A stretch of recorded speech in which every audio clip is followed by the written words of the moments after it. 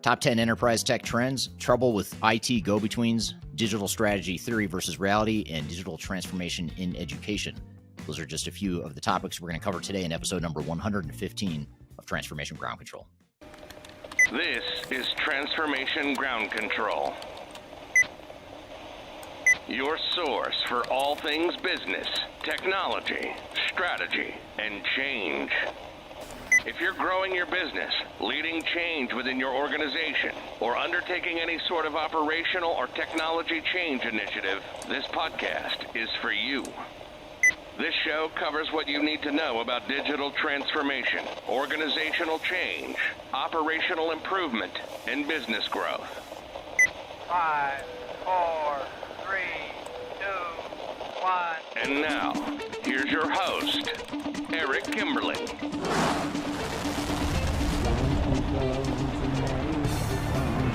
Hello, welcome to Transformation Ground Control, episode number 115. This is the podcast that has everything to do with digital strategy and digital transformation related topics, everything related to people, process, technology, and change in general. My name is Eric Kimberling. I'm the CEO of Third Stage Consulting, and we're an independent consulting firm that helps clients throughout the world reach their third stage of digital transformation success. I'm your host today, and with me hosting, as always, is Cheatham. Kyler, welcome back to the show. Thanks for having me. Thank you for being here. We've got a great show for you today. We're going to dive into some interesting topics. As always, we're going to start off with a couple of hot topics we're going to get to. In addition to audience questions that we've taken from social media, we're also going to get into some hot topics that we've chosen to dive into a little bit more detail. One is top 10 enterprise tech trends for 2023. We'll dive into a recent article that covers their view of what those top 10 enterprise tech trends are. And then we're also going to talk about the trouble with go-betweens in IT. And this is based on a McKinsey article that was recently published. So we'll dive into that and talk about the implications of that. And later in the show, after our opening segment with the hot topics and the audience questions, we're also going to get to a segment with Dr. Scott Janke, who is a director at Third Stage Consulting. He's a director of strategy and transformation in the North American office of Third Stage Consulting. And he's going to be on the show joining me to talk about digital strategy, theory versus reality. So we're going to talk about some of those things that sound good in theory and digital transformations and digital strategies, but oftentimes don't translate well to reality, and also vice versa. So we're going to cover both sides of that equation later in the show, so stay tuned for that. And then last but not least, later in the show, we're going to have Andrew Hayes on the show, who's a consultant in the public sector, and he's going to be talking with us about digital transformation in education. So again, specific to the education industry vertical, but there's some good lessons in there that are relevant to any sort of any industry that you might be in. So stay tuned for that. So before we jump into these other guests that we have on the show here today, Kyler, what were some of these hot topics you have in mind for us? Yeah, well, I'm a sucker for a good top 10 list, so that just hooked me right in. But this specific top 10 enterprise technology list features trends for 2023. You've done something similar on your YouTube channel, and many of it is very similar to some of the trends that you covered when it comes to the growth of AI, multi-cloud strategies, cybersecurity, automation, those types of data-based strategies. But I actually want to talk to you specifically about numbers 7 through 10, because these are kind of different than what we've talked about before. So number 7 trend is a modular approach, platform-based technologies that enable agility. So kind of that low code, that modular ERP or modular best of breed system that supports the overall digital enterprise operations, but is easy to use, incredibly flexible, and just overall agile to change quickly or develop services and products that need to be done kind of on a more urgent level.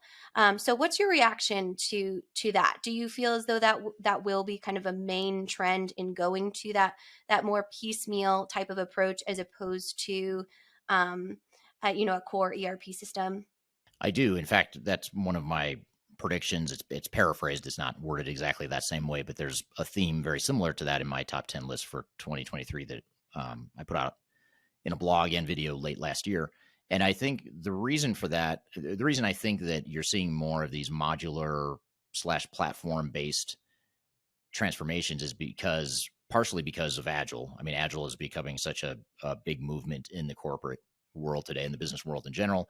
And that model or that technology landscape fits or lends itself very well to the agile model, because you don't necessarily need to, unlike integrated ERP systems, you don't necessarily need to go through the entire process of defining all your requirements across the entire enterprise and finding one system that tries to do everything within your organization and then deploying it. Instead, you can pick off little pieces of your organization and start to go after it. But one of the things that sort of a middle ground that the platform-based approach provides is it gives you a common platform that everyone's going to be operating from, but there might be different apps within that platform or within that ecosystem that you use. So there's a sort of an integration or sort of a commonality, not as much as a unified ERP system necessarily, but one that's a little bit looser, I guess you could say, or more of a balance. So I think that's just the way the world is going. And I think the big single integrated ERP vendors are just, quite frankly, having trouble doing two things. One is being everything to everyone, which has always been a challenge for them to be, provide best practices and workflows for all different industries and all different functions within those industries. But also the second thing that's troubling them in this quest to retain their dominance in the market is that the transition to the cloud has been very painful for a lot of these big vendors. It's just taken a while, and it's been a fairly abrupt shift, or a tectonic shift in their business model, to move from on-premise to cloud-based solutions. So I think those are just a couple things that are sort of the tailwinds that are further fueling that trend that they're talking about here in this article. So long story short, or to summarize, I'd say yes, I agree. Absolutely. And I think the most interesting piece of this is the polarization of the overall industry community around the two approaches. There doesn't seem to be a lot of moderate views about, oh, you could do this one, you could do that. There's many, many very passionate people that say, oh, this is the way, this is the future, versus that's a terrible idea. So that's kind of an interesting take on that. Yeah, I mean, if you look at, if I sell one or the other, I'm going to dig my heels in and say the other side is a completely terrible idea. If I sell ERP software, of course, I'm going to hate this model of composable ERP or platform-based ERP, modular ERP, best of breed, whatever you want to call it. I'm going to say that's a terrible idea. No organization should be doing that. They should be fully integrated, one single platform, and vice versa. When I do the other side, if I'm on the other side, I'm going to poke holes at ERP systems too. So there's a lot of economic incentives for us to all dig in our heels, although we at Third Stage are technology agnostic. We're not affiliated with software vendors, so I guess we have the luxury of not digging in our heels and sort of seeing that middle ground. Yeah, and always the funny part, if you haven't gone over to Eric's TikTok channel, go definitely check it out, because a lot of that dialogue plays out there, and you can definitely see the different agendas and talk tracks within the comments, and it's very entertaining. And I will say, I'm very proud that I have gotten my first mean TikTok just this week on my channel. So I'm nowhere near your level, but yeah, it's I'm just there. Once you get the first one, you start getting lots of them, especially once people feel triggered by one of your videos. I know. So number 8 is ESG initiatives become table stakes. So ESG is environmental, social, and governance issues. And the trend here is that these are really top of mind for today's IT business leaders. In this specific survey, 87% of all respondents believe that ESG initiatives are important to their business and long-term success. So that specifically in a technology format showcases, the need for those compliance or governance pieces to really be layered into the technology and business processes. So what's your reaction to that one? Yeah, I think there's a couple of cases to be made. I mean, there's certainly organizations that value the environment and minimizing their carbon footprint or whatever their environmental goals may be, and or their social goals. Of course, that those values as a company are going to manifest themselves well in that sort of ESG initiative and that ESG focus. But even if you're an organization that doesn't necessarily prioritize that as a core value or a core part of your culture, there's an increasing market for people that expect that from organizations. So I think that's why a lot of organizations are doing it, is not just because they believe in ESG initiatives, but they know their customers do. So I think there's two angles to look at it from. I certainly don't think it hurts. I mean, within reason, of course, you don't want to bankrupt the company trying to satisfy ESG initiatives and whatnot. You have to have the luxury of being successful as an organization to then be able to focus on ESG initiatives. It's almost like Maslow's hierarchy of needs. If you're profitable, you're a successful organization, you have the ability to then focus on ESG. But if you're a startup or if you're a struggling organization, that may not be, a high priority. So I think it depends on where you are in your growth curve and how successful of an organization you are. But I think there's a definite potential, or I see why Yeah. organizations are valuing that so much. Sure. And building on that is number 9, which is reg tech market grows. So reg tech refers to technologies that help organizations improve the way they manage regulatory compliance. And just to give you some numbers, the reg tech market was valued at 7.6 billion in 2021, and the market will hit 19.5 billion by 2026, with a compound annual growth rate of 20%, 21% technically, over a 5-year span. So this is a new one to me, and definitely wanted to get kind of your feedback as an industry expert if you think that this is going to really be on that top 10 trends list for enterprise technologies in 2023. Well, part of the reason why I love hosting this podcast is because I learn so much hosting Yeah, it. And this is an me too. example of one I did not know. Did you call it red tech? Is that what it's called? The whole category Reg of tech. So technology? it's like regulation Oh, reg tech. technology. That's Okay. I'm just generalizing. That's reg tech. Got it. I just said the color red. So I didn't quite understand that, but reg Yeah, makes a I lot got more you. sense. I got you. But still, I was not familiar with that classification of technology. Although I'll say I would totally agree. That's a really important one just because regulations are increasing and regulations don't tend to go away over time. They tend to just accumulate. And so it becomes harder and harder for organizations to ensure that they're in compliance. And I think another thing is that governments are growing. I mean, governments throughout the world, regardless of whether you agree or not with that is a different story, but governments are growing. They're regulating more and more. And I think over time, it just becomes more difficult for organizations to operate within compliance. So I could completely see that market taking off like that. It's interesting to hear that the numbers are that big already, though.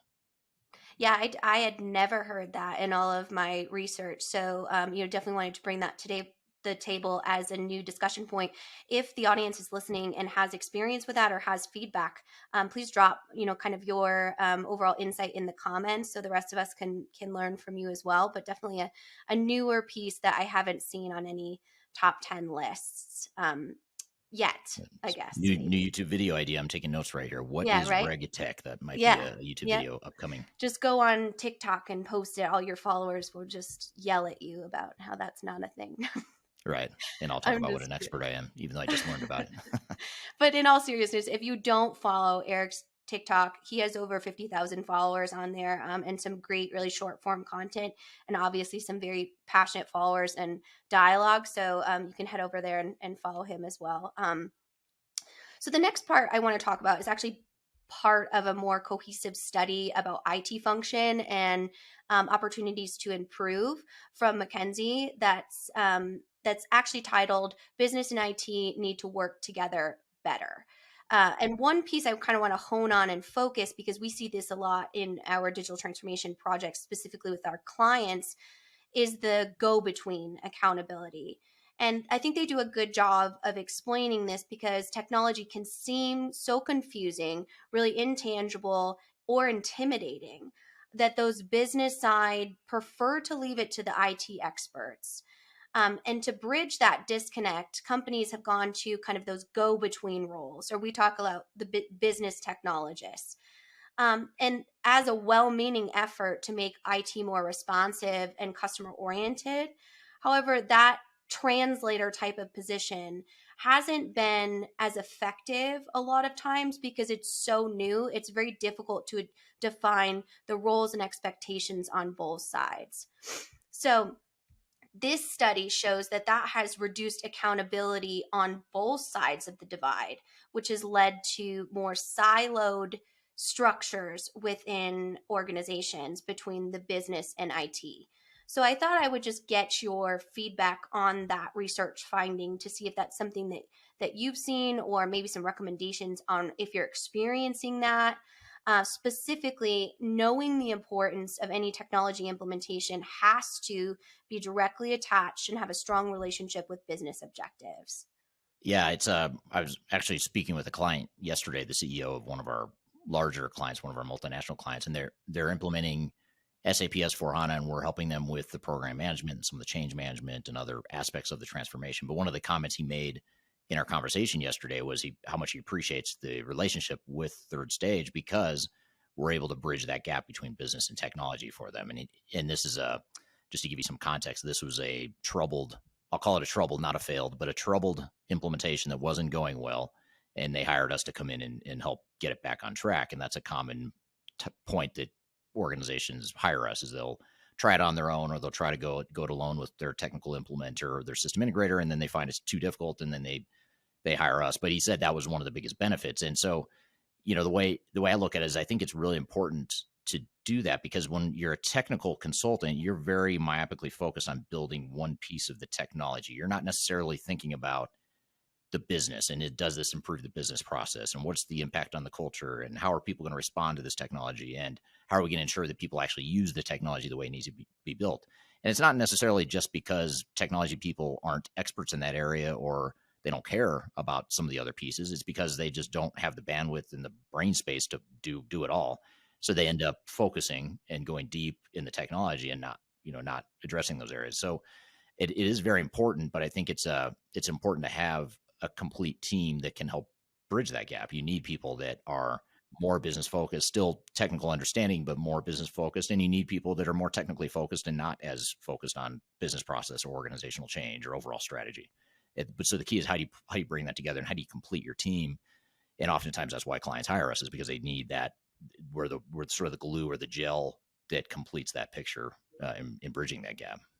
Absolutely. And the most interesting part about this episode, Eric, is we have two, I like to call them the unicorns on this two of the smartest, most talented technical PMs I've met in my entire career, but also have the ability to really do that bridge gap. So definitely continue listening. This is one of the most valuable episodes when it comes to how do you bridge that gap as not only a consultant, but within your internal processes. Especially when it comes to a technology implementation. So really interesting study. I will link that down wherever you're getting all of your episodes today. And then I'm also going to link Eric's trends for 2023 that he has on his YouTube channel, so you can kind of have notes and compare. But if you do have any additional thoughts on the hot topics, just pop them in the comments. And then I always pull them for our question jar, which is coming up next. Yeah, that sounds good. And that's a good transition. Next, we will get to our questions from the audience from social media. Later in the show, we're also going to have Dr. Scott Janke on from Third Stage Consulting talking about digital strategy theory versus reality. And then also later in the show, we will have Andrew Hayes on the show talking with us about digital transformation in education. So stay tuned for all those segments. But first, we'll take a quick break. We'll come back with some questions and answers. And you're listening to Transformation Ground Control. When I wake up, well, I know I'm gonna be the man who wakes up next to you. Are you looking to stay ahead of the curve in the ever-changing landscape of digital transformation? Then you need our newly released 2023 Digital Transformation Report. This comprehensive report covers the latest trends, technologies, and strategies to ensure your digital transformation is optimized for success. The 2023 Digital Transformation Report is packed full of proven methodologies and insights from experts in the independent digital transformation field. You'll also receive practical insights on how to implement digital transformation strategies within your unique organization.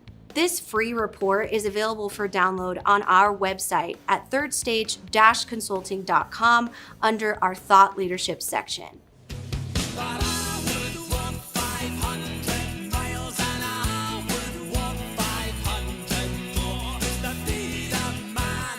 Hello, welcome back to Transformation Ground Control, episode number 115. My name is Eric Kimberling here with Kyler Cheatham, and you can find new episodes of this podcast every Wednesday on LinkedIn, YouTube, Facebook, and Twitter, as well as audio podcast platforms throughout the world. So thank you for listening wherever you listen and or watch.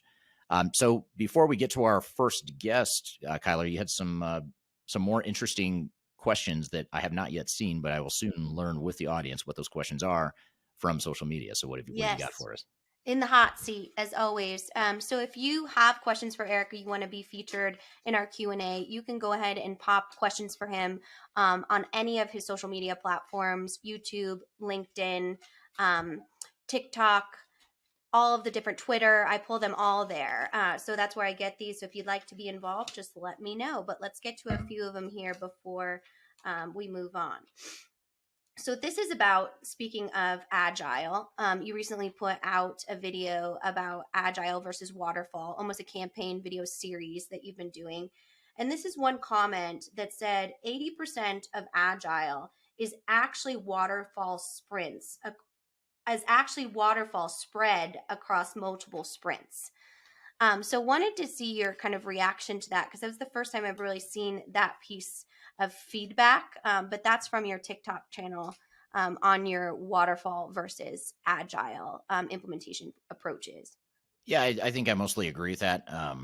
Although I think that the thing that's missing, and maybe this is the 20% that is not included in the 80%, is Agile typically will look at requirements for one small piece of the organization or relatively small piece of the organization, but it's not looking necessarily at requirements across the enterprise, and it's also not looking at end-to-end business processes. So that's, to me, the biggest differentiator. Nice. Good observation there from that user. Yeah, I try. Yeah. I try to make observations. Whether or not they're good is it's up for discussion, I suppose. I think they're great, but of course you pay me, so that's my job. You're biased, yep. Or I'm biased. So this is an interesting question that came from your conversation from last week with Kiara about the use of technology to draft something like a cover letter. So my question is, why would an applicant be judged on a cover letter at all? Very few jobs include writing these days, and those skills aren't valuable anymore because technology can do it. And so this is a specific question, but it kind of alludes at a greater trend that we've been seeing of technology taking the place of a human dynamic in the workforce and the ethics around that. So I thought I would bring it to the table as a follow-up to last week's episode. If you missed it, you can go back and listen to Eric talk through some of these new automations and emerging technologies. Yeah, and by the way, that's last week's episode with Kiara was one of my favorite interviews I've done ever, and especially on this podcast. So I do encourage you to check it out. Super interesting. But that's an interesting point. I think I'll take issue with this person and really challenge the point about writing not being important today. I totally disagree with that. In fact, to me, this is a bigger issue than the ethics of potential plagiarism and data privacy. The thing I worry the most about with AI is that we lose our ability as a human race to be able to write and communicate. And it's sort of like you think about a calculator. Like, if you could argue that we don't need to know math because you have a calculator. We don't need to learn history because we could just go look it up because if we want to know it. And I think it creates, I'm going to be a little harsh on this, but I think it creates a learned laziness. And I think AI has a potential to make us lazy and to make us less intelligent. And I would say that if you have any desire to be in digital transformation or consulting or any sort of leadership role, you better know how to write. If you can't write, you probably can't communicate well in general. And so far, I don't see it on the horizon. I don't see anything that's going to automate or replace human communication verbally. Although there's AI stuff that we talk about in this podcast that I could create something that looks like a human communicating, but it's really AI creating a fake version of a human. So I would challenge that. I'd say if I were in school right now, and I would try to become a better writer than anyone. Because if you are a better writer, I think you'll dominate because people are getting lazier with writing. And it's not even just AI. I think this started back with Twitter and social media. I mean, people have a short attention span now. They're used to quick, 140 character sorts of posts. They're not as interested in reading a 2,000 word blog or article as they used to be, in my opinion. And I think you were losing a certain amount of intelligence, and over time that could degrade the intelligence of the human race. So that would be that's my single biggest fear for AI. So I totally disagree with that person, but thank you for the comments. I don't mean that disrespectfully. I don't want to discourage. I certainly want to encourage people to post their points, but as a leader in the consulting industry, that's a dangerous assumption that we don't need to communicate or we don't need to write, because I totally disagree. Yeah, and definitely. And something that we've gone through internally in managing the marketing team is the accuracy of utilizing those and really kind of sifting through the dark side of not only what our knowledge base is, but also embracing technology. And just giving an example, I wrote a report for our CSO, and I tested it utilizing our AI tool, and I had no knowledge, no expertise around the subject, and he did. So I sent it to him as kind of a contextual review, and he came back to me and said, this is all wrong, this is not correct, this is not and not critical of me or our processes, but just as you learn through those, you have to have those health checks to say, is this accurate, and is this integrity in what we give to our audience? That's our commitment to them. So just, a little ad from the marketing side. Well, and if you think about organizations and groups of people, let's talk about organizations. 'Cause I won't get into too much social stuff. I'll just talk organizations in general. So organizations in general, let's just say we, as an organization, we don't need or value people that can write, because we've got AI, we've got other options. What it does is it creates this normalization and an even level playing field, when the purpose of, at least in the profit sector, for-profit sector, the point is, how do you become better than the other organizations? And if we're all just equal because none of us can write, because we learn not to write because we've got AI, there's no differentiator. So you've got to find those differentiators. And I think in the future, human communication is going to be a huge differentiator. It's even more so than it already is, because as people get lazier and as they rely more on AI and as they degrade their own ability to communicate, the people that can, I think those people are going to be in really high demand, because they're going to be able to bridge the gaps and, extend or validate what AI already provides. So that'd be my take on it too. Yeah, and that goes back to that accountability piece and just the understanding of the roles and responsibilities of those types of communicators. But I know you always kind of preach the message that learn those soft skills, really, learn that creativity, which comes from something like writing, because in consulting, you have to be that chameleon, and you can't rely on a system to spit out recommendations. That comes from experience and overall insight into the industry. So definitely, great conversation there. When it comes to all of those different pieces, when we look at things like ChatGPT and content automation systems, and how do they create, tone deaf messages throughout organizational change, say if that's an automation, that can lead to a huge business disruption within a digital transformation process if it's not monitored by a human. Yeah, absolutely. Totally agree. Well, good. Well, thank you for answering our questions. Just as a reminder, if you do have additional questions for Eric, you can go ahead and pop them in the chat wherever you're viewing today, and I will go back and pull them.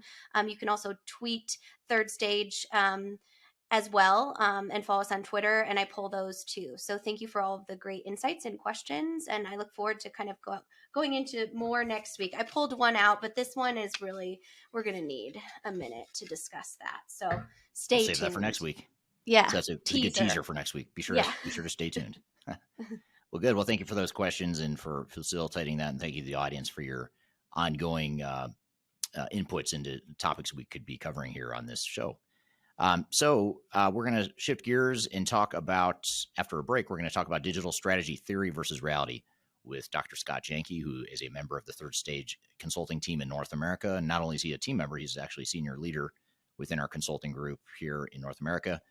He's a director of strategy and transformation. We're going to talk about some of the misconceptions with digital strategies and things you should be thinking about, and the disconnects between what sounds good in theory but doesn't translate well into reality, and vice versa. And then later in the show, after we finish with Scott, we'll have Andrew Hayes will be on the show talking about digital transformation in education. So stay tuned for that as well. We're going to take a quick break. When we come back, we'll bring Scott into the show. So you're listening to Transformation Ground Control. A man decides after 70 years that what he goes there for. If you are aiming for transformation success, turn to Third Stage Consulting Group. Third Stage's independent and technology agnostic consulting team helps clients define their digital strategies, define their roadmaps, and manage their transformations. With offices in the US, Europe, and Australia, our team helps the world's most forward-thinking organizations through their transformation pitfalls and risks. If you are embarking on a digital transformation or business change initiative, contact Third Stage Consulting to see how we can help you reach the third stage of transformation success. Learn more about us and download independent reports, videos, and other best practices at thirdstage-consulting.com. But we're never gonna survive unless we get a little crazy. No, we're never gonna Hello, welcome back to Transformation Ground Control, episode number 115. You can find new episodes of this show every Wednesday on YouTube, LinkedIn, and Twitter, as well as audio podcasts throughout the world. My name is Eric Kimberling. I'm here with Kyler Cheatham.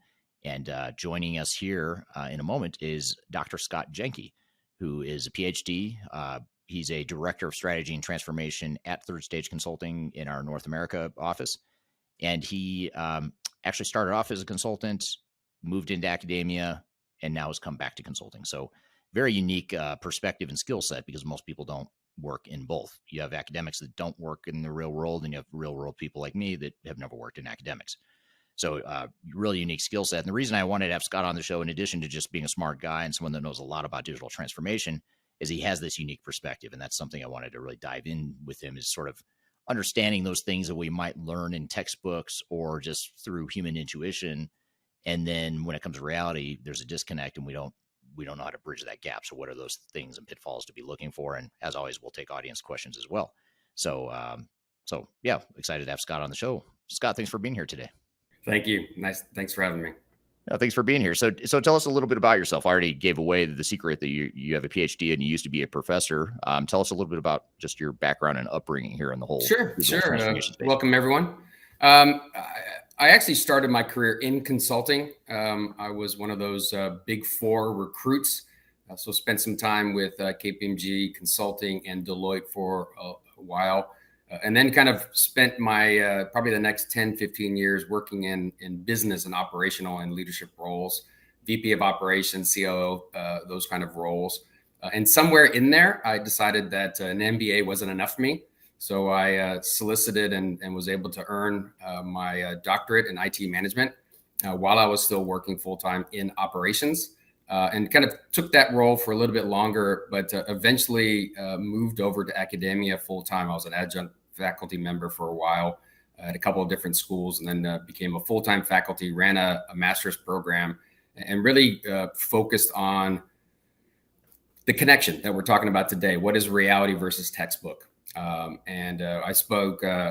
taught both undergraduate and master's students. So I got a good swath of experience in those classes. And then eventually joined Third Stage Consulting as a senior manager. And now I'm one of the directors for the firm. Yep. Great. And I've neglected to mention that important fact that your role here at Third Stage is an elevated one, and you're at a senior position here at Third Stage. So thank you for being here today. Yeah. I guess just to start, and this is it's one question, but I want to spend a little bit of time on this because I think it's really interesting. But because not many people have walked in both sides of of your shoes in terms of being in consulting and academia, and maybe you can help me today because I cannot talk to save my life. So maybe I don't know if your academic background can help with that or not. No worries. But I seem to be having a lot of trouble with my words today. But what are some of the lessons you have from academia versus consulting on the front lines of digital transformations? Like what are some of the biggest lessons, Yeah. away from that? It's funny that the first thing that popped in my head, for those who remember a comedian called Rodney Dangerfield, he actually had a movie called Back to School. He actually joined his son going to college.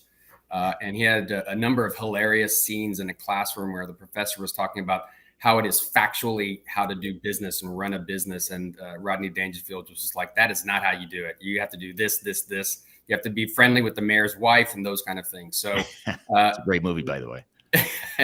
And I think that's, so again, the fact that I taught both undergraduate and graduate students, we had young folks leaving just out of high school, and they had no concept, or at the time had no concept of what reality is. So it's great to have that foundational perspective. I taught both operations management and project management, and kind of soaking in that information in their brain was very relevant to them, right? They've heard and seen the lingo and terminology of what a project is, how it's run, the real world of supply chain management and manufacturing and inventory management, those kind of things.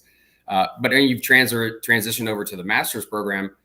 Many of them had great experience, but they also never had that textbook education in the area of operations and project management.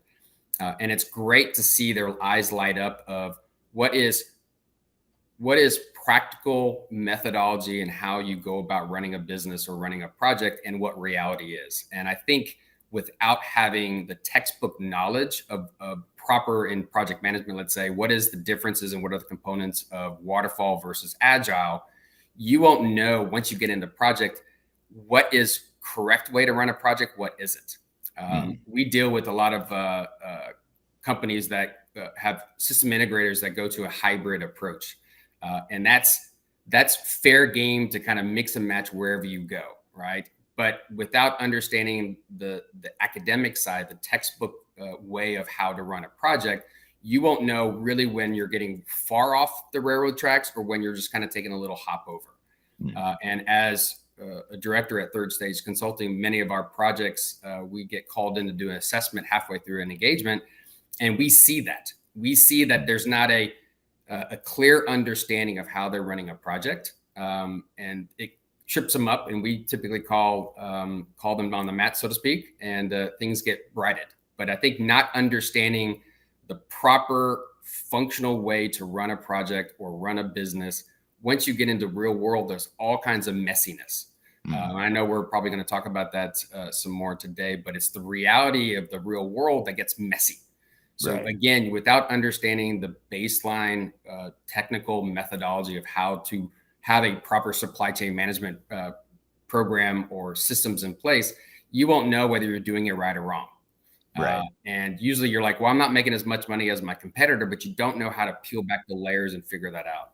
So I think having both is a nice balance of being able to answer questions, give directions, manage a team, because you understand when you're kind of being that renegade and when you're kind of following the tried and true principles of many of these areas these organizations call us up for. Right. Now, I have a sort of a follow-up question that's slightly off track, but it's relevant because I get the question a lot. And that is based on everything you just said. If I'm say I'm earlier in my career and I'm thinking about getting into digital transformation, either consulting, or I want to be a CIO someday, or I want to lead a project or whatever. I want to be involved in digital transformations. Do you recommend sort of higher education? I mean, how much does higher education help with that baseline foundation that you're talking about? Well, obviously, I enjoy and support education. I have certificates as well, but you don't have to necessarily go to a formal educational institution. It's more about learning and capturing that information. So there's all kinds of great programs you can have online. But quite honestly, I've seen more trends for organizations bringing in folks like us to kind of educate their team on the proper way of doing whatever they've called us in to do. And that, to me, is education. So I think there are very, very smart people out there who don't even have an undergraduate who can run circles around their competitors. But those are rare and far between. So I would encourage everyone who doesn't have formal education or certificates or understanding around what their job descriptions really are covering to seek out that kind of education. You can do it on your own. You can do it formal.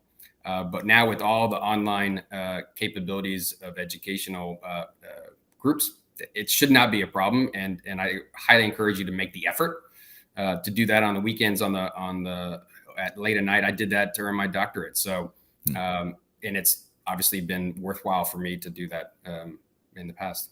Right.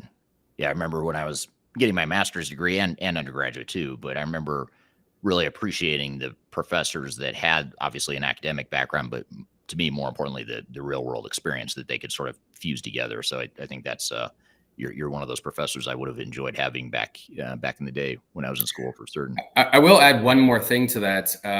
It's amazing how many clients that I've worked with where the tenure of the folks that we engage with is quite high. The 20 to 30 year tenure at these companies. I think that's rare.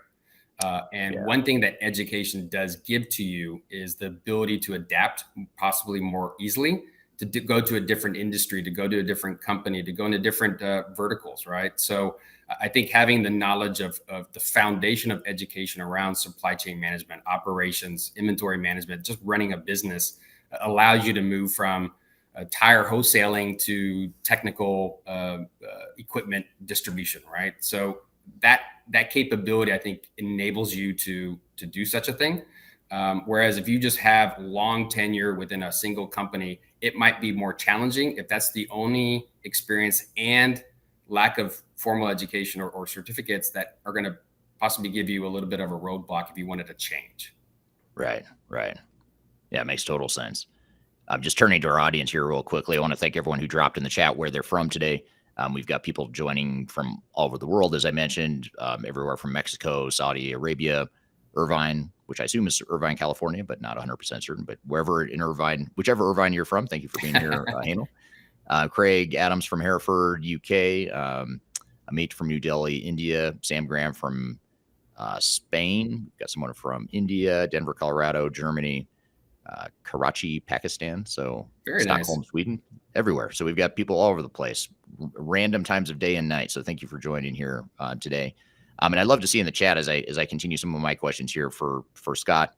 I'd love to hear in the chat here your thoughts on what you think the biggest disconnects are between strategy and reality. What are those things that when you entered the digital transformation space, you sort of thought or had been taught, but then you learned to be you learn to find there was something different. I'd love to hear the comments from the audience here. So just drop that in the chat if you don't mind. And I'm actually going to ask Scott that same question. When as you've sort of looked at your experience in academia and on the consulting side, sort of the frontline consulting side of things, what are some of the disconnects that you've seen in terms of just, what looks good on textbook that doesn't necessarily translate into reality, or vice versa? What are some of those things that come to mind? Yeah, I think, we say we do quite a few system selections, enterprise system selections, and we stress obviously the functionality in those systems and the alignment with the requirements the company needs to have for the next 20 years. But believe it or not, the technology, as we generally say kind of in hallway conversations, will take care of itself. You can implement technology. You can go live with new point solutions, fringe applications, whatever you want to describe that. It's really the messiness comes in the actual organization itself. So the human side of business, people's attitudes. There are folks that are new in their career. There are folks that are retiring, right? So how they're actually going to enable this wonderful goal of digital transformation tends to get off the rails. I'll use that term quite often, I think, today, because the organization itself hasn't really understood the impact, the ecosystem around the technology is actually how much of an impact that has on the fruitfulness of these systems.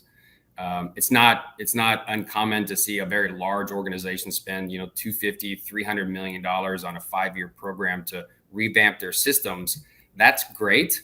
But if you have the same workforce that you had 5 years ago and you kind of treat that as, well, they'll just use the new systems when we go live, is such short-sightedness in this process. And quite honestly, my dissertation is in the acceptance of technology in the workplace. So the go live literally is just maybe 25% of the roadmap of an enterprise or digital transformation. So making sure that you have encouragement, training, support, because a lot of times that gets messy as well, as organizations use these massive enterprise implementations to change processes and job roles as well. And so the workforce isn't just learning a new system. Their whole world potentially is getting thrown up in the air and kind of landing on a new direction. So making sure that you keep that at the forefront at the beginning of the project and all the way through the next upgrade or the next replacement. You go through a digital transformation. It's not a single point in time. Right. So more of an ongoing journey. Absolutely. And if you want to optimize business benefits, it's certainly something you need to spend the time even after go live to really fine tune that. And it reminds me of another thing you already mentioned earlier in this discussion, which was the agile versus waterfall.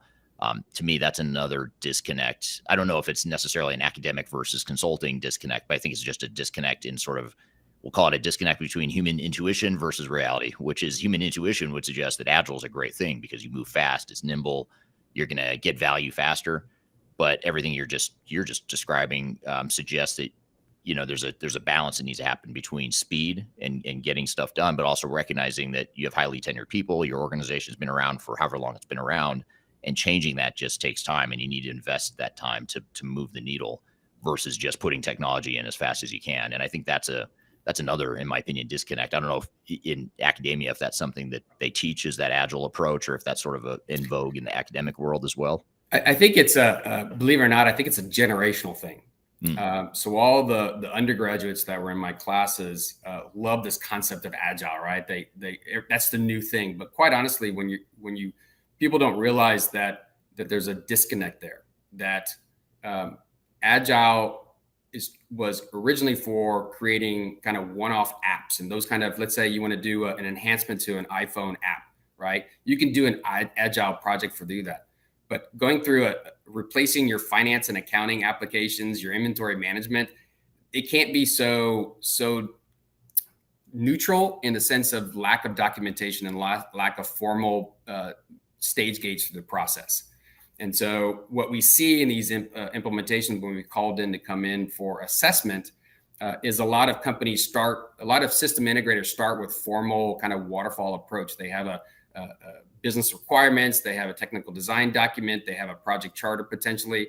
But then throughout this year-long plus project, they tend to kind of naturally gravitate towards an agile-like approach because it's easier from a documentation standpoint. But then as we get near to truly a formal testing cycle and training, we start seeing those disconnects. What we talked about a year ago, 16 months ago, isn't really in reality what I'm seeing now, right? Because they just naturally go to an easier path, potentially, as you mentioned, to go faster, but a lot of times it's just easier. And staying rigid and having that PMO guidance is so important because you don't want to spend 20, 30, $40 million on the implementation, and that training or testing, you realize you've gone off those tracks. Right. I don't know why I just thought of this, but 15 years ago, maybe I worked with a project manager who he was actually part of he was a contractor that worked for one of my clients. And I remember he was an older gentleman, later in his career, he'd been doing this forever, doing this for a long time. And I remember him saying, I remember talking to him about a project plan, saying, let's see the project plan for this particular client and what are the milestones. And he just looked at me and said, Eric, all I need to manage this project. And he pulls out like a little notepad, like a little tiny notepad, and said, it's all right here. And I said, well, what's in there? And he said, and he opens it up and it's just sort of like to-dos. It's like just stuff that needed to get done. And so I don't know why what you just said reminded me of that example of how, sometimes lack of discipline is what people want. And they take pride in the gunslinging approach and moving fast and getting stuff done, getting technology out there quickly. But they don't look at the bigger picture of, well, are you really transforming the business? Are you really getting business value? Are you really standardizing your business or re-engineering your processes the way you want? And I think that piece of it is oftentimes what gets lost in the whole agile discussion as well. Yeah, and I think we talk about kind of the formal PMO process of how projects are selected in the first place, right? What's the business case? What's the business genesis of why you're even bringing this project to the executive team for approval? What's the benefit? What's the big wow? What's the change that's going to help implement? And companies, I think, once the project gets approved and the budget's been approved, they don't actually manage what the original business case was throughout the project to after go live. Because by the time they go live, and let's say you will need 6 months to a year of stabilization to see any potential value from that project, they're on to the next 30 projects. And so I think organizations that think that these projects are going to transform their business in reality are just a point of project management. And now they're on to the next thing. They don't actually cohesively look at the full picture, including, again, the people and the processes associated with it. A lot of companies today say or a lot of our clients say, we've gotten our legacy systems are very customized. They're very unique, and they've been in our world for 20, 30 years. And so we want to go to an enterprise solution and just use out of the box functionality, which means we will use whatever processes they have built in the system as our processes going forward. But again, the technology part of an organization is just a component. And there's a lot of other still manual, disconnected processes. And if you're actually going to go through a transformation, it's that teaming up between IT and the business that needs to be, again, that consistent thread throughout this whole thing. We've helped a client look at these value indicators throughout the implementation. So taking these long-term benefits of a project or transformation effort and breaking that down to, can I realize value even during the project? So instead of waiting until you go live for formal training and change management activities and process updates, you can start communicating and educating your teams throughout this implementation. So by the time they get to go live, they've been well versed of how to use a system, how the process is going to change, and why you're doing this project in the first place. Right. It amazes me how many individuals we work with on projects that they're just like, well, I know our legacy is old, so we're just replacing it. That's missing the point of why you go through something massive like this, is you want to become better than you were. And they just haven't been coached on that. They haven't been communicated in that light. Yeah, it's a great point. And it seems like what you just said, as far as wanting to go through a digital transformation because you want to replace legacy systems, that seems to be an increasingly common reason, or an increasingly number one reason why organizations go through these projects. And it certainly is a good reason, of course, but to your point, it's not the end all be all. I mean, if you're just doing a digital transformation because you have to, or because your old systems are outdated, and that's sort of your vision statement, it's just not going to go well. You're going to spend a lot of time and money on an implementation that ends up paving the cow paths and putting in a system to automate pretty much what you're already doing. So if you really want to get business value and get an ROI out of that investment, I agree with you. I think you need to have a bigger, clear vision of where it is you're headed with your project. Yep, absolutely. We're here with Scott Janke from Third Stage Consulting, talking about digital strategy theory versus reality. We've got a lot more to cover, but first we're going to take a quick break. You're listening to Transformation Ground Control.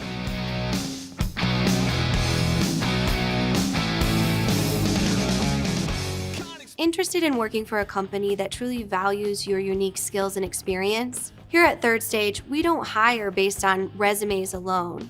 We look at the full candidate, experience, and willingness to provide excellent service for our clients. Within a technology, independent, and agnostic consulting firm, you have the opportunity to learn across industries with a diverse group of clients. Our consultants also have the opportunity to diversify their portfolio and learn across technology systems. If you're interested in joining a high-growth entrepreneurial organization, please reach out to us at work@thirdstage-consulting.com.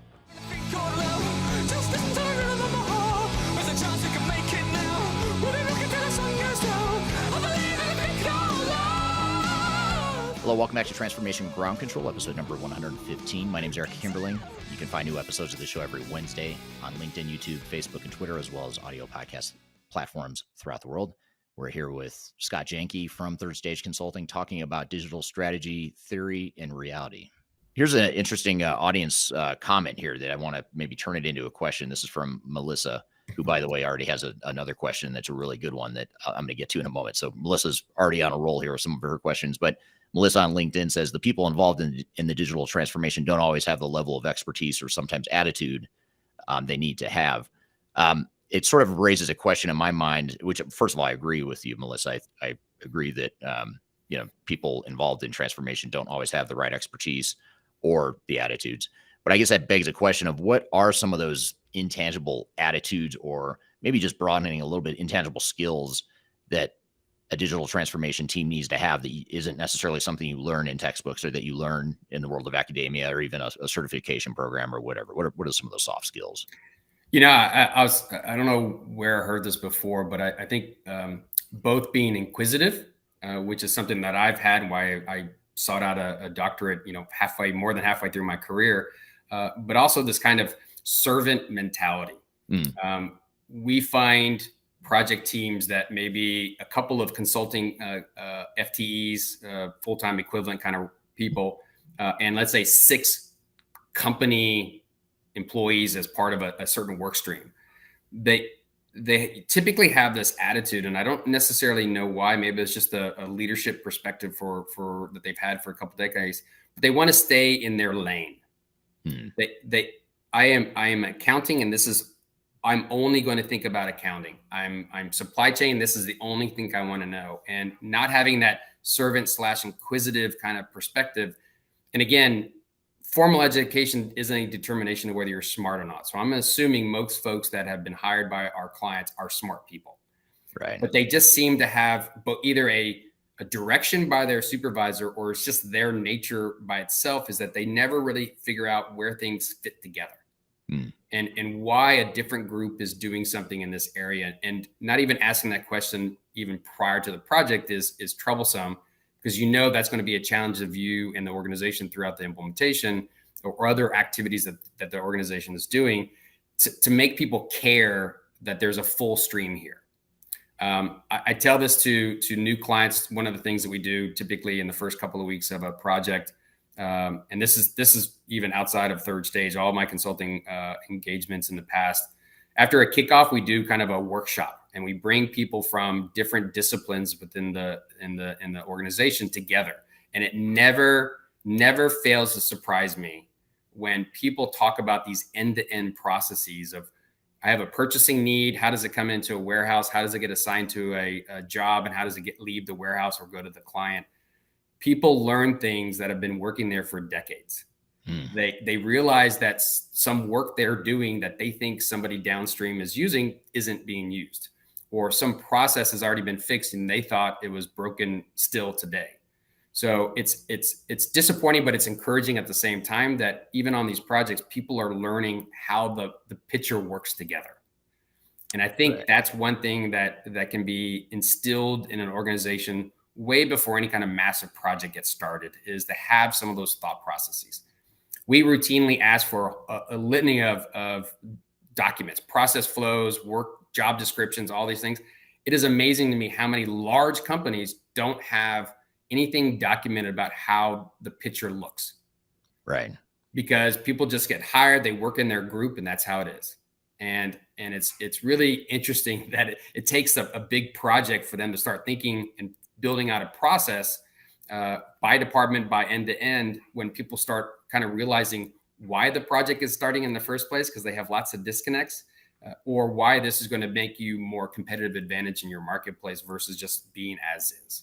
So just that inquisitive kind of servant mentality of roll up your sleeves and get your hands dirty, I think is a great sign of the culture of an organization. Yeah, absolutely. And overcoming that tribal knowledge and collectively or consolidating that tribal knowledge, documenting it, making it more of a formalized process. I think that's something that you touched on too, which is one of the benefits of going through a digital transformation. Even if you rely on tribal knowledge now, or especially if you rely on tribal knowledge now, it's even more important to document your processes and define what that future state is very clearly for certain, which again runs a little bit counter to agile approaches. Agile would suggest, well, let's not worry about documenting future state. Let's just build something, get it out there, test it, let people respond to it, then we'll tweak it however we need to. And that's, so those are two different approaches that are in conflict oftentimes. And I'll even make a bold statement and say that a full agile project to implement an enterprise solution will not and will never work. There is just too big, too expensive, lots of moving parts for it to clearly have these approvals throughout the process, these stage gates, as well as, to your point, the formal documentation. You forego that, and then 5 years later, you want to do an enhancement to it or bolt something onto it. And all you have to do is rely on how the system's operating today as your only source of how it was built. You're going to be kind of guessing of how to move forward. Right. So, absolutely. Something else you mentioned too is you talked about, I'll paraphrase what you said, but you talked about the specialization of consultants and disciplinary functions. Like when you look at a digital transformation, there's all these different areas of specialization that you need to bring to the table. You have you need project managers, you need change managers, you need functional consultants, technical consultants, you need process type people, obviously developers and people that can do the hands-on configuration. All that stuff requires a bit of specialization, but to your point, it pulling together all those pieces into a cohesive strategy and looking at the entire big picture. That's, to me, I agree with what you said there. I think that's one of the biggest things that are missing from digital transformations, and one of the biggest reasons why transformations fails, because you don't have that big picture view of how it all ties together. And when we look at our digital strategy framework, the framework that we use in helping our clients define their digital strategies, it's designed to pull together all of those pieces, as well as our implementation methodology too. But I think the problem is, organization doesn't have the skill set or the expertise to do a transformation on their own, which is very common and understandable. So they end up hiring consultants and system integrators to come in and do it for them. But no one oftentimes is looking at that big picture of how it all ties together. How is this aligned with our corporate strategy? Where are the areas of misalignment? What are we going to do about it? And just working through all those different pieces, it seems to be something that's commonly missing in these sorts of projects. Yeah, you hit upon something that I was going to mention if you didn't, is organizations routinely revisit their mission statement, their strategy, their core beliefs on a regular basis. Obviously, if you're a public company, you're almost forced to do that on at least annually with an annual report. But I think they still look at improvements to their operations as just projects.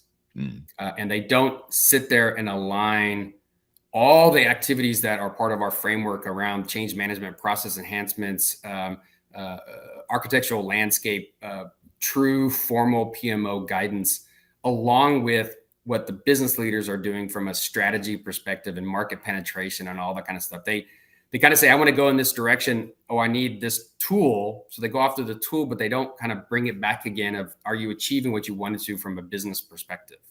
I think very few technology deployments are truly just an IT function, right? Everything that gets introduced to an organization is a business application. And I think a lot of the newer, younger CIOs are really grabbing hold of that, but it hasn't filtered down. And it becomes, well, finance is fighting with the IT group for something, right? If it's a small thing, I understand that, but if it's a kind of a function of this transformation and the strategy going forward, that needs to become much more of like, how can I help you? How can I help you? Versus, well, that's a different budget. Go get money somewhere else, kind of thing. And they've lost the fact that you're not in sync as an organization from an IT perspective and a business operations perspective. Right. Yeah. Makes perfect sense. Just a couple other comments and questions here from the audience. Hanel on LinkedIn, who confirmed that he is indeed from Irvine, California, not Irvine in another place. He makes a comment here. Change management is a must and cross-functional experience for involvement, which is a great point. And I agree with that. Let's come back to that change management point here in a minute, because that's really important. And it's hard to have any conversation about transformation, especially with me, without getting into the topic of change management. Comment here from a wall on LinkedIn. Will this meeting be recorded? It's so insightful. Thank you for the kind words. And yes, it will be recorded. It is being recorded. And you can find it, whatever platform you're watching on, it's going to stay there even after the fact. So you can go back to wherever you're watching on LinkedIn. In this case, you can watch it there, or go to my YouTube channel and you can find it under the live tab there. It's a live discussion. So you can go to live videos and you'll find it there. Question though, from Sam Graham on LinkedIn. This is a really interesting question. I'd be curious to get your knee-jerk reaction to this, Scott. And that is it occasionally helpful to have unrealistic academics pushing the envelope? And first of all, I guess it's let's assume that academics are unrealistic. I didn't want to say it out loud, but since you did, let's suggest that academics are unrealistic, especially the ones that don't have the hands-on experience like you do, Scott. But do you think it's helpful to take some of these concepts that sound good in theory but don't always translate into reality? Is it good to have a certain level of that to sort of push the boundaries and maybe sort of lead the charge into pushing us into something that might become realistic over time?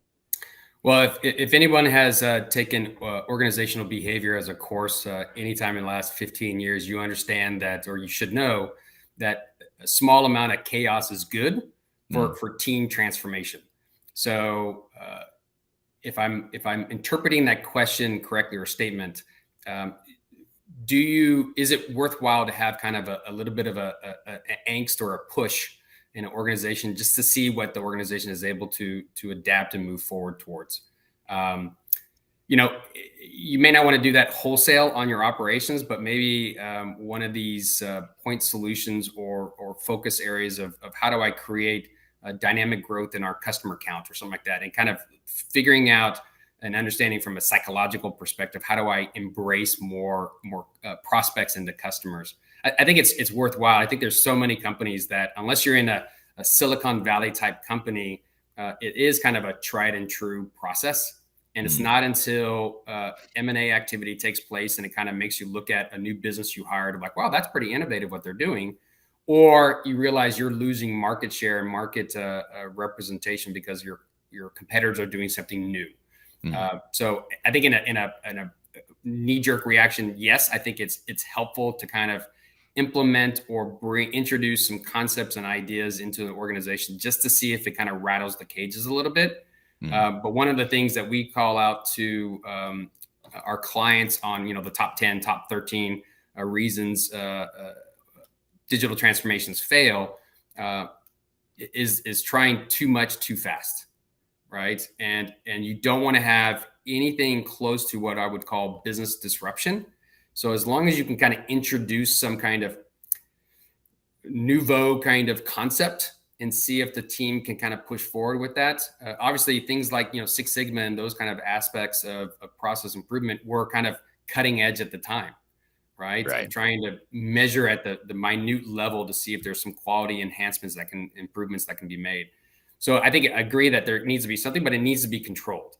And it can't be such a one-off that it consumes organizations' resources just to have a fun little project going on. So yes, but it has to line up with the digital framework that we talk about throughout this call, is that it has to fit for a reason. Right. So I think yes, but carefully monitored, I think is probably the best way I can describe it.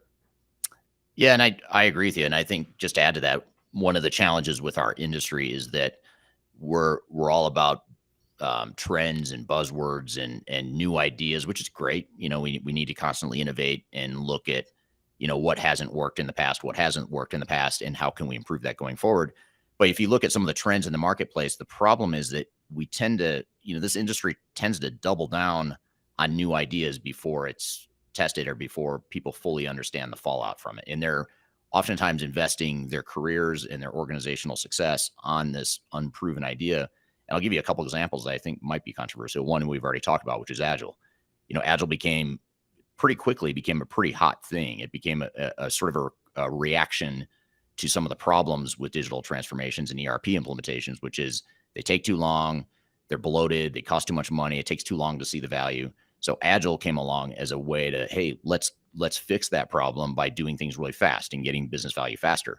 But all it did is it just created a whole set of new problems, and organizations still don't fully understand that until they double down and go all in on this concept of Agile and then realize, oops, here are all these problems now that we didn't anticipate. Another one is a real, even simpler, more fundamental one is cloud. Look at cloud solutions and the way vendors have moved so quickly from on-prem to cloud. And I'm not here to suggest that cloud is any worse or better than on-prem. But what I will say is organizations, and specifically the vendors, the software vendor community, went so hard and pushed so fast into cloud that organizations didn't realize that they were getting incomplete products and products that just weren't mature enough to handle their basic operations. And we still see that even now with a lot of cloud providers, especially the legacy. I'm talking more about the legacy vendors that had on-prem solutions that they're moving to cloud. This comment does not necessarily apply to like the NetSuites or the Salesforces or the Workdays of the world that started off in the cloud, have always been in the cloud. So, you look, those are two things, Agile and cloud, where people just don't fully recognize the risks, and they think it's a big trend, it's a big buzzword, it's a hot thing, and they just double down and go all in on these concepts without understanding those fallouts. You bring up a good point, and this kind of goes back to this global concept of digital transformation, that it's not one and done, right? It's ongoing. Strategy alignment with digital transformation is ongoing, period. Is the fact that so many companies, when we go through these selections, still want on-prem, to your point, but their reasoning is old, because it's still that, well, I feel safer that our application is in the server room down the hallway. But again, very focused on an IT thing and potentially risk mitigation. But from an overall perspective, pick the right solution and the right hosting because it fits with your long-term digital transformation, not because it just feels safer. Doesn't resonate with me. There has to be a fundamental reason of last time we went to cloud, we got burned. We're only doing on-prem. I get it now, right? But it's still every decision in a system selection. And one of the things that we talk about is the transition of all these point solutions to a single ERP platform is now a ERP platform with still some fringe applications, right? Organizations are learning that putting all your eggs in one basket isn't necessarily the best thing for them to reach their market and to grow. And so, but they have to have that concept so that you have flexibility no matter which path that you have. Because I do know that organizations that kind of put, again, all their eggs in one basket, they're going down one path, have created inflexibility in being able to adapt to changes in the marketplace, to their workforce and their competitive landscape. So having flexibility throughout this process and why you're making these decisions, not because we did it in the past, but why will it be better for us in the future? And it's amazing. Some of these small little things come up when we have problems in a large project. It's just the little things of making that alignment work will solve a lot of these obstacles and without getting them too far. Yeah, absolutely. And as you talk about alignment, and actually, I think there's a couple comments I saw in the feed here, the chat, about alignment as well. But when you talk about alignment, and then getting back to the question of can unrealistic academics push the boundaries of what digital transformation can or should be? One thing that comes to mind, especially putting the two together, that question along with what you said about alignment, it reminds me of other academic concepts that can really benefit digital transformation. And one in particular that comes to mind as we talk about alignment is McKinsey's 7S model. When you look at something like McKinsey 7S model, if you don't know what it is, I have a whole video on it actually on my YouTube channel. If you just search McKinsey, you'll find it on there. But it's system, strategy, shared values. I can't remember all 7 of them, but there's basically 7 S's, and you have to make sure they're all aligned. And if you're not aligned, it creates friction in the organization, it creates problems. And I think that's a good example of something that was a framework that was not designed or intended necessarily for digital transformation. But if you apply that sort of a model, which is very academic, you take that model and you apply it to a digital transformation, it can be very powerful. So it's not necessarily a unrealistic model that's pushing the boundaries of digital transformation intentionally, but it is an academic model that I think can absolutely benefit. Even some of these old kind of comparison evaluation tools like balanced scorecard or SWOT analysis, believe it or not, it's still relevant. Yeah, totally. And at least on the projects that I go through, I add those to our intro deck of where do we think your company is, but more importantly, what are the SWOTs? What are the areas of concern and opportunities in this project, right? Get them out in front. And I almost always include the company's mission statement or core values in those kind of assessments as well, because this project must fit in that. Right. And without having that connection along the way, and by the way, let's just be frank that ERP implementations are notoriously difficult. And so when it becomes challenging halfway through and you've already spent millions of dollars, that's not the time to start realizing where this project fits in the big picture. That's right up front throughout the process. And I think a couple of comments in there of, change management really is the key to a successful launch and use of tools. And getting that started way up front is something that most companies just ignore and they wait until the very end. Right. People will make it successful or people will make it a failure. The technology will usually work. Yeah. So it's easier to find a way to make the technology work than it is to find a way for it to work. We're here with Scott Janke from Third Stage Consulting talking about digital strategy theory versus reality. We've got a lot more to cover, but first we're going to take a quick break. You're listening to Transformation Ground Control.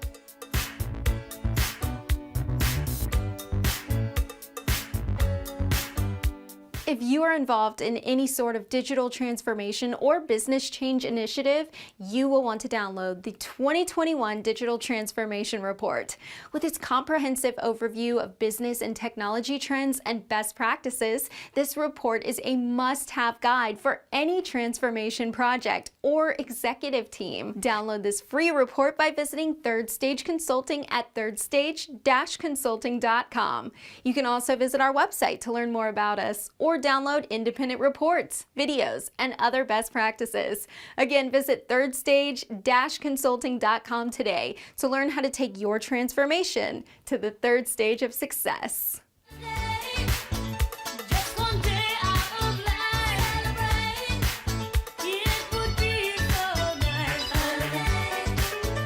Hello, welcome back to Transformation Ground Control, episode number 115. My name is Eric Kimberling. You can find new episodes of the show every Wednesday on LinkedIn, YouTube, Facebook, and Twitter, as well as audio podcast platforms throughout the world. We're here with Scott Janke from Third Stage Consulting, talking about digital strategy, theory, and reality. Here's a comment and question that I'm going to integrate or fuse together with mine, or it's a comment that I'll turn into one of my questions, which is from Ubaid on LinkedIn. Says, idea of transformation should be clear. Often corporate strategy doesn't truly translate down. And that leads me to a question that I wanted to ask you, Scott, which is how can organizations ensure that their digital strategies are aligned with their overarching business strategy?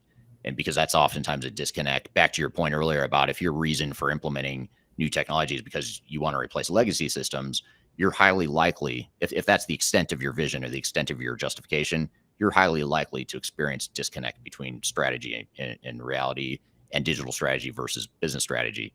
So how do you find, or how do we at Third Stage and with some of our clients, how have we found ways to ensure that you've got that alignment between what your digital strategy is and what your overall corporate or business strategy is? Yeah, and I will agree that the C-suite will sit around and shake their head, shake hands, and everyone agrees on alignment, but it never trickles down. Right. So it's great when we have the opportunity to talk to middle management. And one of the things we do in our projects quite often is a survey, is a organizational readiness assessment. And it is surprising the disconnect from senior leadership to middle management to the boots on the ground. And that is something we usually do right up front. Including an executive strategy workshop where we actually talk about their goals and objectives and what's stopping them from achieving that.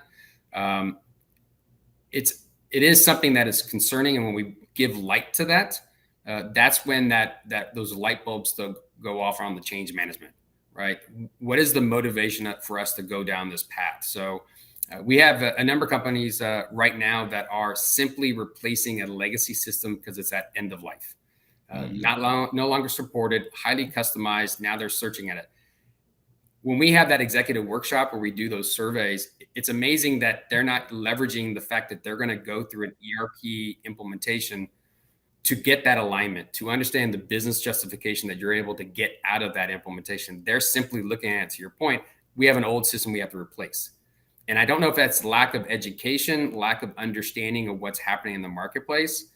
But that is one of those areas where consultants can help in kind of exposing them to what competitors are doing, what's the industry standards going forward, and what are the things you should get out of a big implementation, especially around ERP, and how that fits in potentially with your strategy. So even though I've been a consultant for most of my life, not all of it, I will say that there are value adds that consultants bring to an organization, especially around this idea, and why we start these projects up front with the surveys and the executive workshops is we want to understand truly is one hand not knowing what that right hand is doing. Right. And that becomes pretty evident for somebody that isn't new to the company, that there's some challenges there before you get too further down the road. Yeah, absolutely. I totally agree with that. And as well said, and as a follow-up comment here to what you just said, Scott, this is from Melissa on LinkedIn. Melissa says, the reality is also that the consulting firm can't change your business processes and your people. You can't rely on the consulting firm and just the technology to make the digital transformation successful. The company must commit their people and time. And I think this is a great comment that sort of puts a bow on what you just said, which is, yes, you need that focus on business processes and changing people. And certainly consultants like Third Stage can help do that. But ultimately, your organization and your leadership has to be on board, and they have to be the faces of the change. And your organization, people within your organization, need to be those faces of change as well. Yeah. And I'll add one more thing there that we usually, or maybe it's just I usually push back on clients that want to have one representative from a functional area be part of a work stream as we go through requirements and implementation. We usually almost expect and demand that there are multiple people that are part of the project just for that knowledge sharing, which is key. But we also like to put people in a leadership role on our projects, meaning if I'm being responsible for the inventory management track and looking at warehouse management and shipping solutions and the requirements around that, I'd rather have an employee be the point person of that work stream, even if I do all the work. I want them to own this for their department and not a consultant who comes in at the last minute. We try and do some knowledge transfer and then we're gone. So putting your employees and your staff in leadership roles on the projects help kind of gain that visibility that it's not an IT or a consulting project. It really is a business transformation, digital transformation effort. Right. Absolutely. There's another question here that comes back to something you said about Lean Six Sigma. This is from William on YouTube. William says, how do you view Lean Six Sigma in today's environment? And you mentioned that earlier as a sort of a framework that you've seen applied, and we see it a lot in the corporate world. We still see it a lot in the corporate world. How do you view that in today's environment? Yeah, I'll kind of lump that into other types of methodologies for improvement. It will throw everything. I'll throw in waterfall and agile in there. I'll throw in Six Sigma, lean manufacturing, all those kind of concepts and methodologies. Is most companies aren't so large that they can really have formal areas of focus on some of those areas or methodologies. I'd rather say that it's important for everyone to understand what they entail and to implement portions of them where appropriate. So if the idea is that we want to become more efficient and more effective in our operations and our achievement towards revenue and market share, what are the various methodologies out there that we can improve our operations? So it doesn't necessarily have to be a formal program that you implement company-wide or in certain areas. You can cherry pick some of the areas of these methodologies and employ them to see if they work. Again, I think it's one of those things where people like to hire people with certifications in these areas, but they don't really drink the Kool-Aid, so to speak, of company-wide. So Mr. Welsh, who was famous for Six Sigma at GE, I mean, that was a company philosophy. It's so hard to take that and go to a private company that has $50 million in revenue and make them act like GE, right? But you can have components of those get implemented on simply improving the productivity of your operations. There are things you can embed along the way. Very few companies these days are bloated with workforce, so they're pretty lean on headcount and are getting leaner as everyone's seen some of the layoffs. So it's not like you can take a program and implement it company-wide. Why don't you start with some of the components of improvement, process improvement, operation efficiencies and effectiveness, those kind of things, and do almost like a trial and error to see whether that's something that actually gains traction. Because almost all those philosophies still rely on people to do it effectively. And if you're forcing somebody to go to a offsite workshop to become certified and come back and deploy it to your company, unless your managers care about that, it won't happen.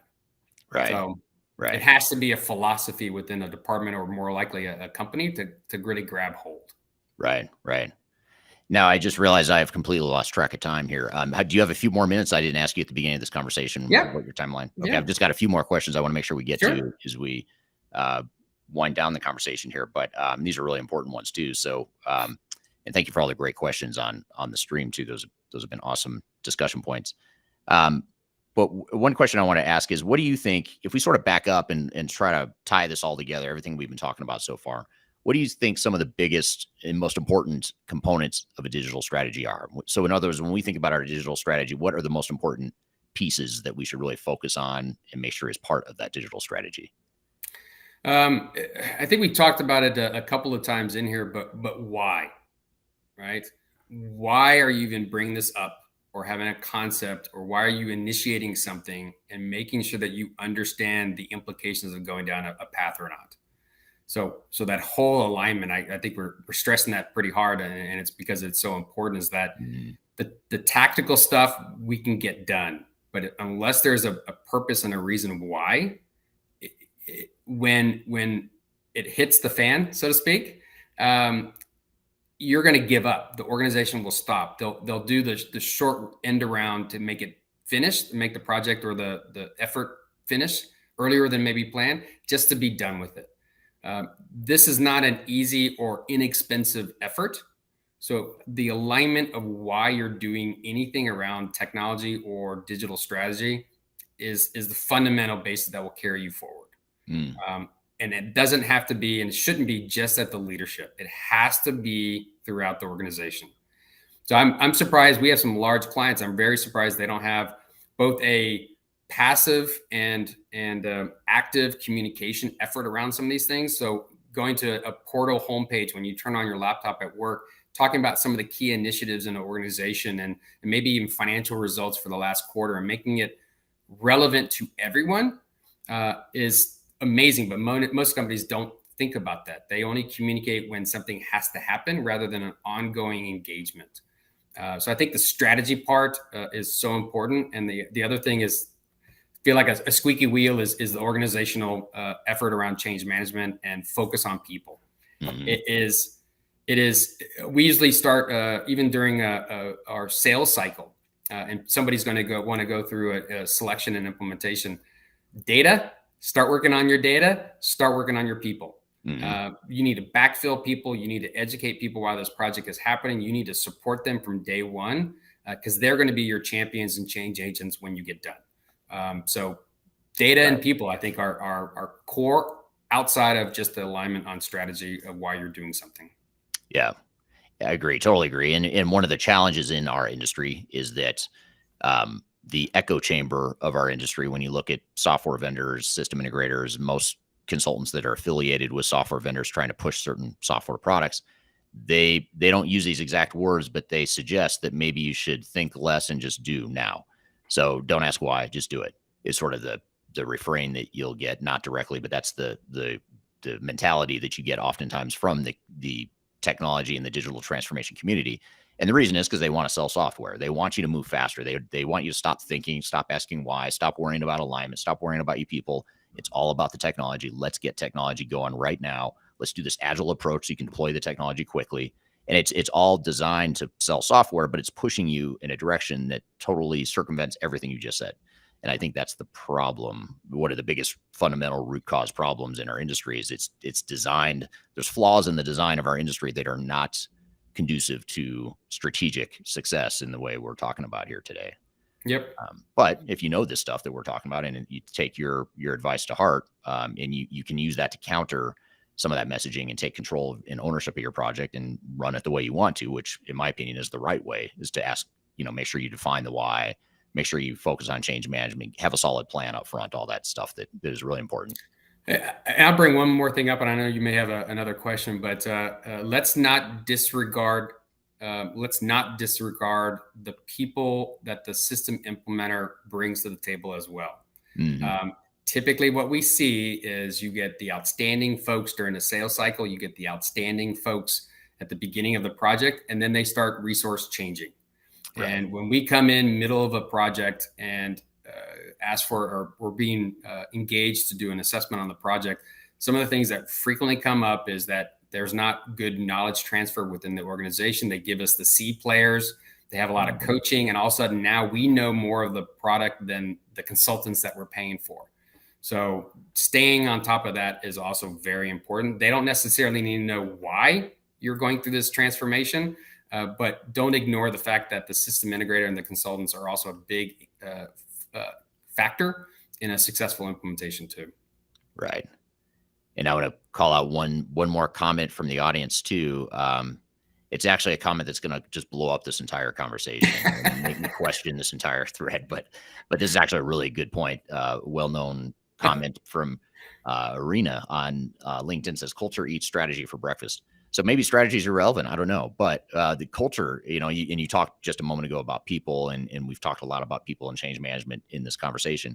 How do you see culture fitting into strategy? And, is that something we should be thinking about? Well, what I'll say on that is I would say strategy reflects the culture of the organization. So when I was doing a project for Starbucks in Seattle, there were a number of people on the client side that had worked at, let's say, Amazon. And Amazon at that time was big, but it wasn't as huge as this. And the culture there was very militant in top-down direction, heavy workloads, just do it. And their ability to have projects and improve their operations to, pennies on the dollar around the strategy of their own transformation was a representative of the culture in the organization. And so you can't have a kumbaya, wonderful, cohesive strategy if the culture is disastrous and painful and hurtful, right? And so I think the strategy reflects the culture of the organization, not that necessarily culture will absorb and dispute or diminish the strategy. I think they should be and usually are aligned with each other. Right. So if there's a difficult organization from a culture standpoint, I'd be surprised that they have a long tenure moving forward of market share, successful customer attitudes and perception of their services, because it will permeate throughout the organization. We can go into another call around how we view cultures of the different airlines. But for those who fly very often, they're a little bit more similar now than they have been. But in the past, each one had their own unique culture that drove their strategy of pricing, market share, and those kind of things. So the difference between American and Southwest, for those that might be in the Dallas area, pretty significant. But now I would say Southwest isn't as different because they've scaled to such a size. Now they're having to do very much the same kind of cost cutting focus on managing the bottom line than they had in the past. Right. So, yep. And I think your strategy can also, one of your strategies might be to bend the culture too. I totally agree with you that your strategy reflects your culture, but it could be the inverse to some degree, especially now when organizations talk about becoming more innovative or more of a digital enterprise, that sort of thing. I think you can have a strategy that is intended to bend your culture, but you have to recognize that there's headwinds. Yep. You're trying to change something that's very difficult to change, and it's not going to happen as fast as implementing technology will happen.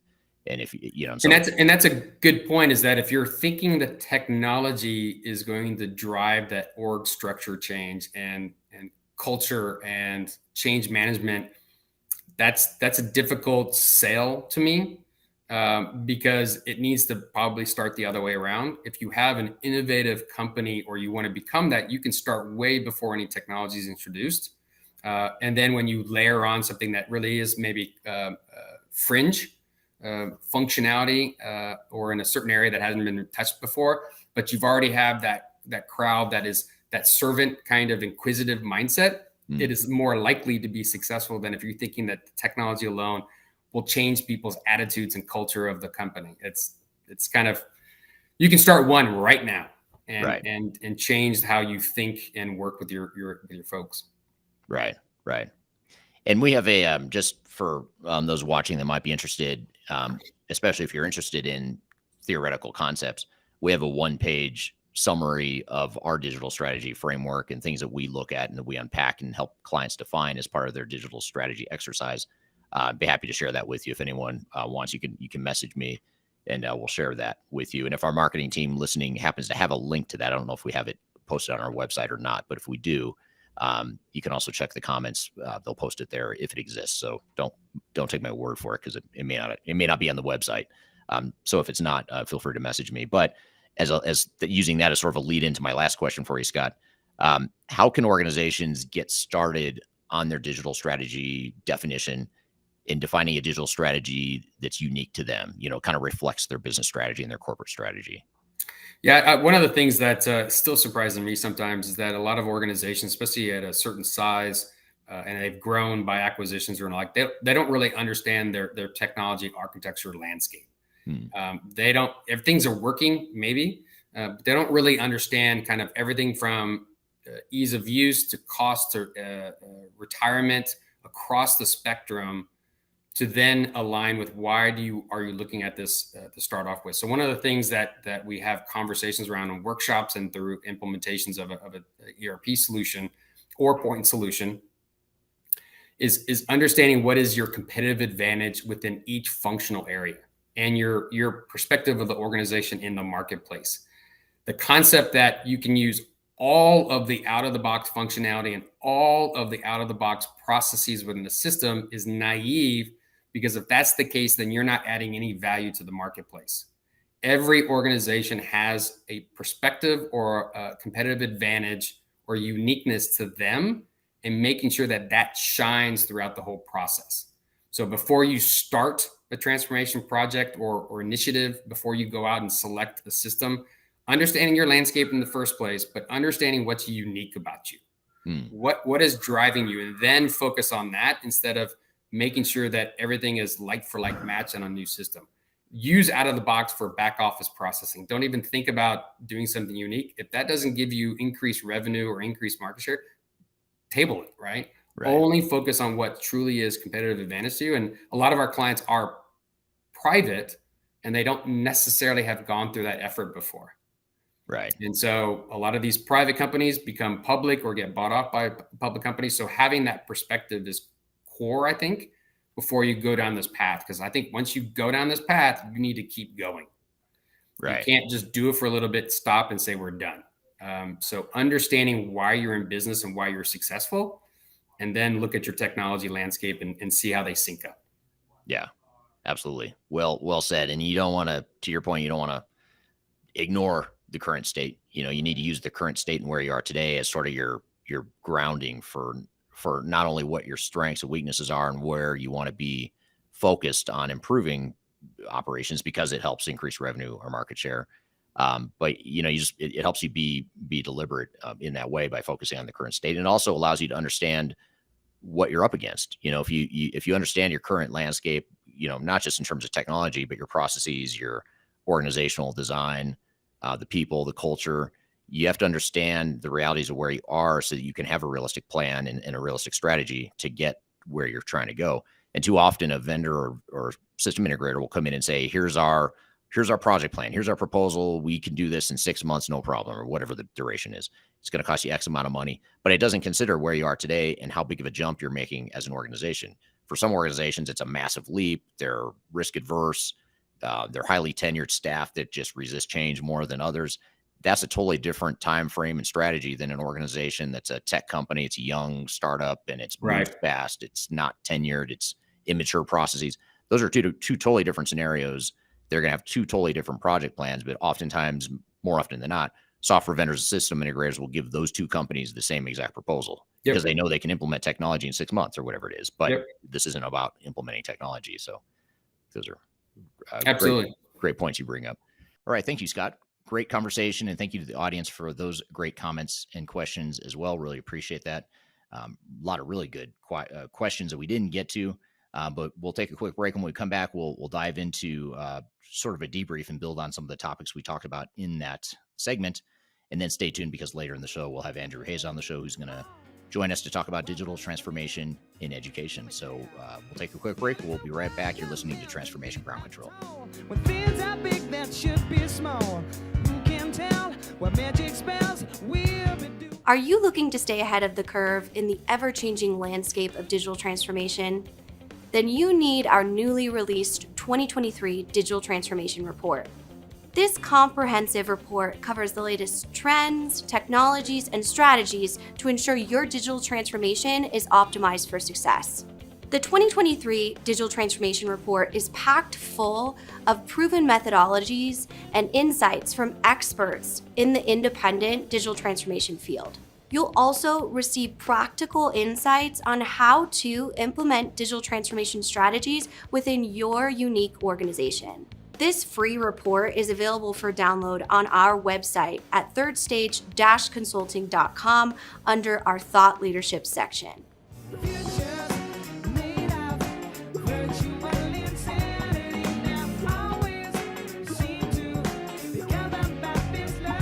Hello, welcome back to Transformation Ground Control, episode number 115.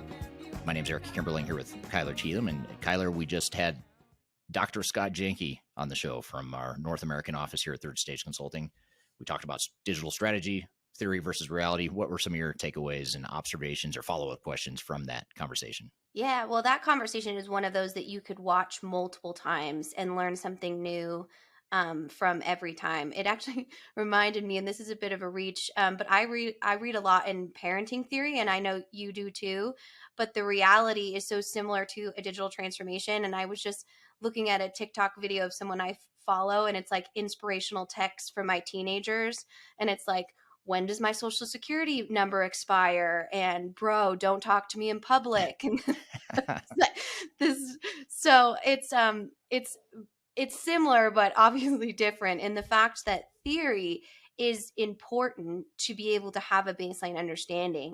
But the reality of what it means to be a parent or what it means to go through a digital transformation is something so different. And Scott has the theory, but also went back into industry work, which is more of the reality. And if you saw him kind of execute on those project management skills, you can see both that are really prevalent in that.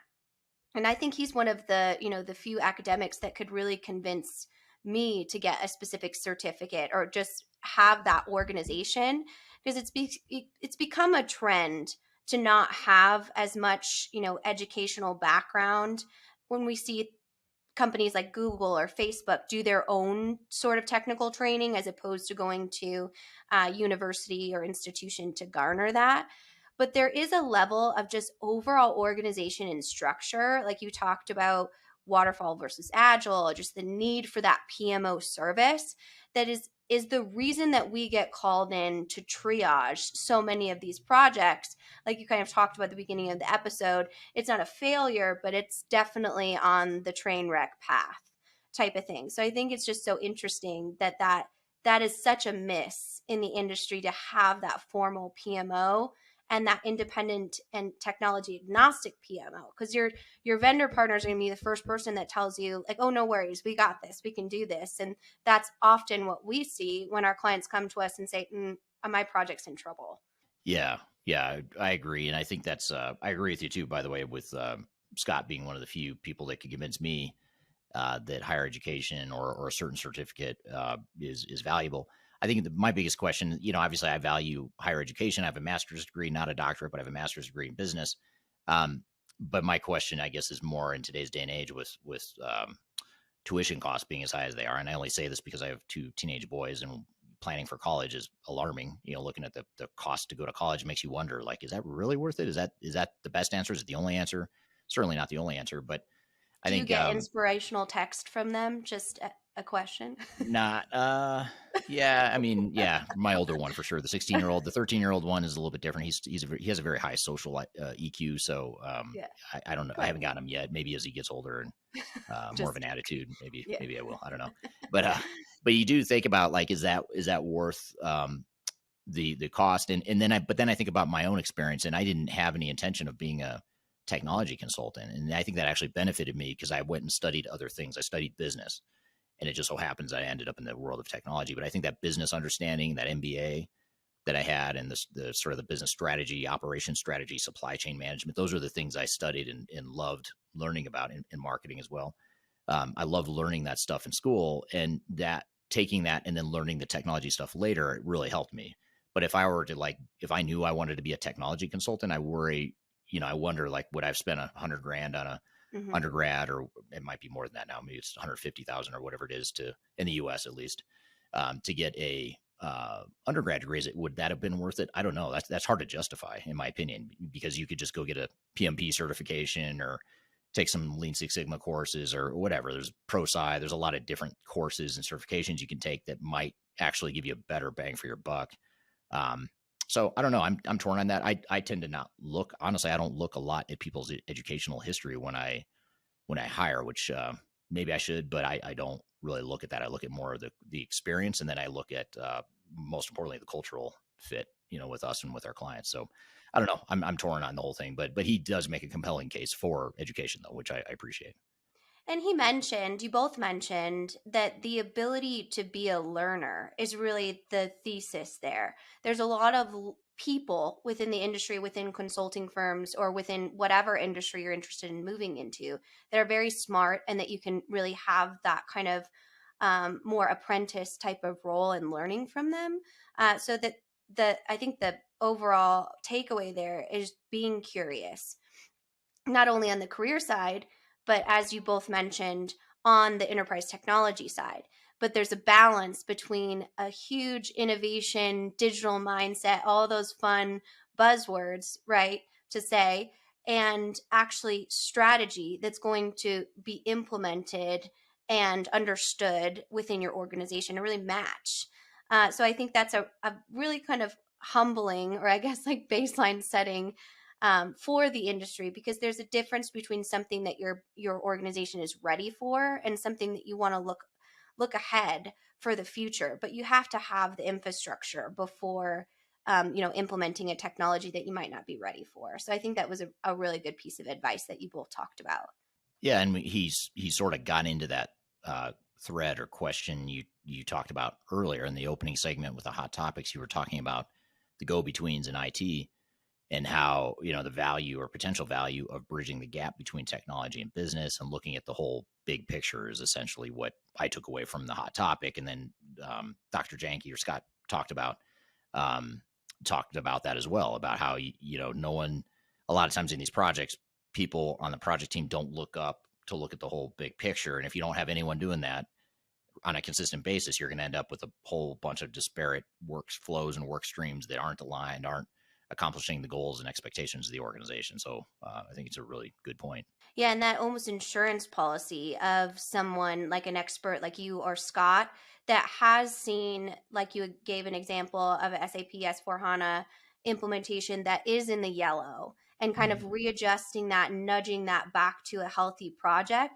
That, I mean, is just so valuable and is an investment in the project as opposed to an additional expense. I know you have some great YouTube videos that kind of showcase how you have that conversation with your executive team, your school board, like we'll talk about in a few minutes here. But that's really the most important piece is understanding the importance of not only that advisory service, but that dedication to the business objectives as opposed to any other agenda. Yeah, absolutely. Totally agree. And that was an interesting thread too, just talking about how you get those things aligned, the business strategy with the digital strategy. And that's a tricky proposition that a lot of organizations overlook completely. Absolutely. But well, thank you for all the great insight, and thank you, Dr. Janke, as I always like to call him to make him feel uncomfortable. But Scott's an excellent thought leader in our organization, so highly recommend following him on LinkedIn, and hopefully we can have him back, because I think we can spin that conversation into about 5 more. Right. Yep. Absolutely. That was a great conversation. Well, good. Well, yep. Thank you just to Scott for being on the show, and to the audience for the great questions too. I think there's a gold mine of questions we didn't get to in that conversation in the various streams. So I think it'll give you some good fodder for the question jar for future episodes Absolutely. of this show. Yeah, for sure. Mm-hmm. I started writing them, and then they're so long and so detailed. I'm like pulling them out, like at least 10 different questions. So thank you for all that. And I will get to those. I just have to pull them apart because they were so dense and so valuable. So thank you. Yeah, there was one person on there. I don't remember who it was or even what stream they're on. They were asking a lot of questions, but the questions were so long. What I did pick up on them, they were very good questions, but I couldn't, as I'm facilitating and listening, I wasn't able to comprehend the questions enough to ask it intelligently. Yeah, I think there's some good stuff in there for sure, which there always is, but this one in particular felt like a lot. Mm-hmm. Okay, well, we're going to shift gears, and in a moment, we're going to bring on Andrew Hayes, who's a senior manager within the digital transformation consulting space, and he's going to be joining Kyler to talk about digital transformation in education. And I would say or argue that even if you're not in the public sector or in the education space, which is a majority of our audience here, I would challenge you to stay and listen anyway, because he has a lot of really good insights as a consultant and a leader within digital transformations, a lot of really good best practices that extend well beyond the public sector. So I encourage you to stay tuned and listen to that. And of course, if you are in the public sector, it's going to be even more relevant to you. So we'll have Andrew on the show here in just a moment, but first we'll take a quick break. You're listening to Transformation Ground Control.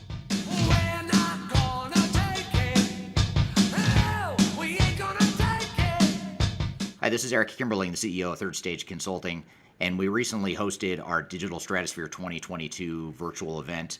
It's 3 days of packed content related to digital transformation best practices, about 16 or 18 different workshops and different speakers that are presenting on different topics, everything you need to know about transformation.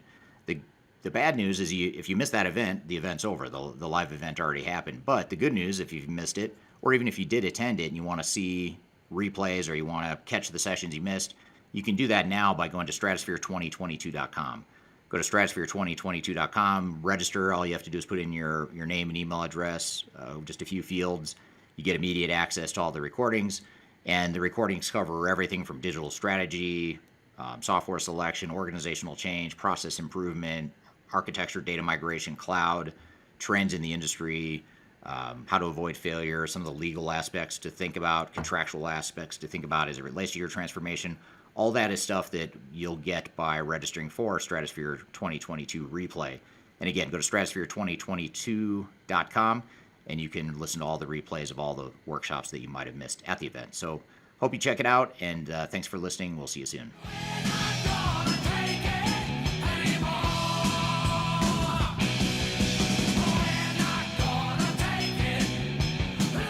Hello, welcome back to Transformation Ground Control, episode number 115. My name is Eric Kimberling, here with Kyler Cheatham. You can find new episodes of this show every Wednesday on YouTube, LinkedIn, Facebook, and Twitter, as well as audio podcast platforms throughout the world. And if you're looking for a space, by the way, or a spot to go listen to past episodes, the 114 other episodes you may have missed some of, you can go to a playlist on my YouTube channel. There's a playlist for Transformation Ground Control on my channel. Just find that playlist under the playlist tab. You can go back and watch any or all of the episodes there. And of course, if you're listening on an audio podcast platform, you can scroll through and see past episodes there. So Kyler, you're going to sit down and interview Andrew Hayes, who's a senior manager in the digital transformation consulting space. And he's going to talk with us about digital transformation best practices in education. So I'll pass it off to you, Kyler. Excellent. Well, excited for this conversation. And Andrew, thanks for sitting down with us today. Absolutely. Kyler, how are you today? Excellent. As always. Good. Well, as you know, I'm Andrew Hayes, part of the Third Stage team. I'm a certified PMP. I've got master's degrees in the area of organizational development and an MBA. So I've been proudly serving the public sector for going on 20 years now, and I specialize in leading large teams on comprehensive IT assessments that look at networking, that look at cybersecurity, but most importantly, that look at enterprise software systems. So, as one of the senior level program managers with the Third Stage team, I am currently managing, one of our largest ERP implementations. So I'm very, very happy to be part of the podcast here. So, looking forward to our discussion today. Absolutely. Not only managing, but crushing it. Absolutely. So, hey, you said, you know what? I'm going to go ahead and I'll take that. Thank you. So let's dig into that a little bit. So one of the industries that we've seen some of the biggest transformations when a business or support standpoint from IT is the education-based community. So can you kind of talk about that evolution over the last couple years with the COVID-19 pandemic and just the need for new technologies or business processes within that specific industry? Absolutely. Well, I mean, one thing we constantly talk about here at Third Stage is that digital transformation. And I mean, when you really look at, not only in the city government space, but, even here in the educational space, what you can do in the ERP environment these days is just absolutely amazing. And, when I look at specifically the huge project that Third Stage is overseeing right now,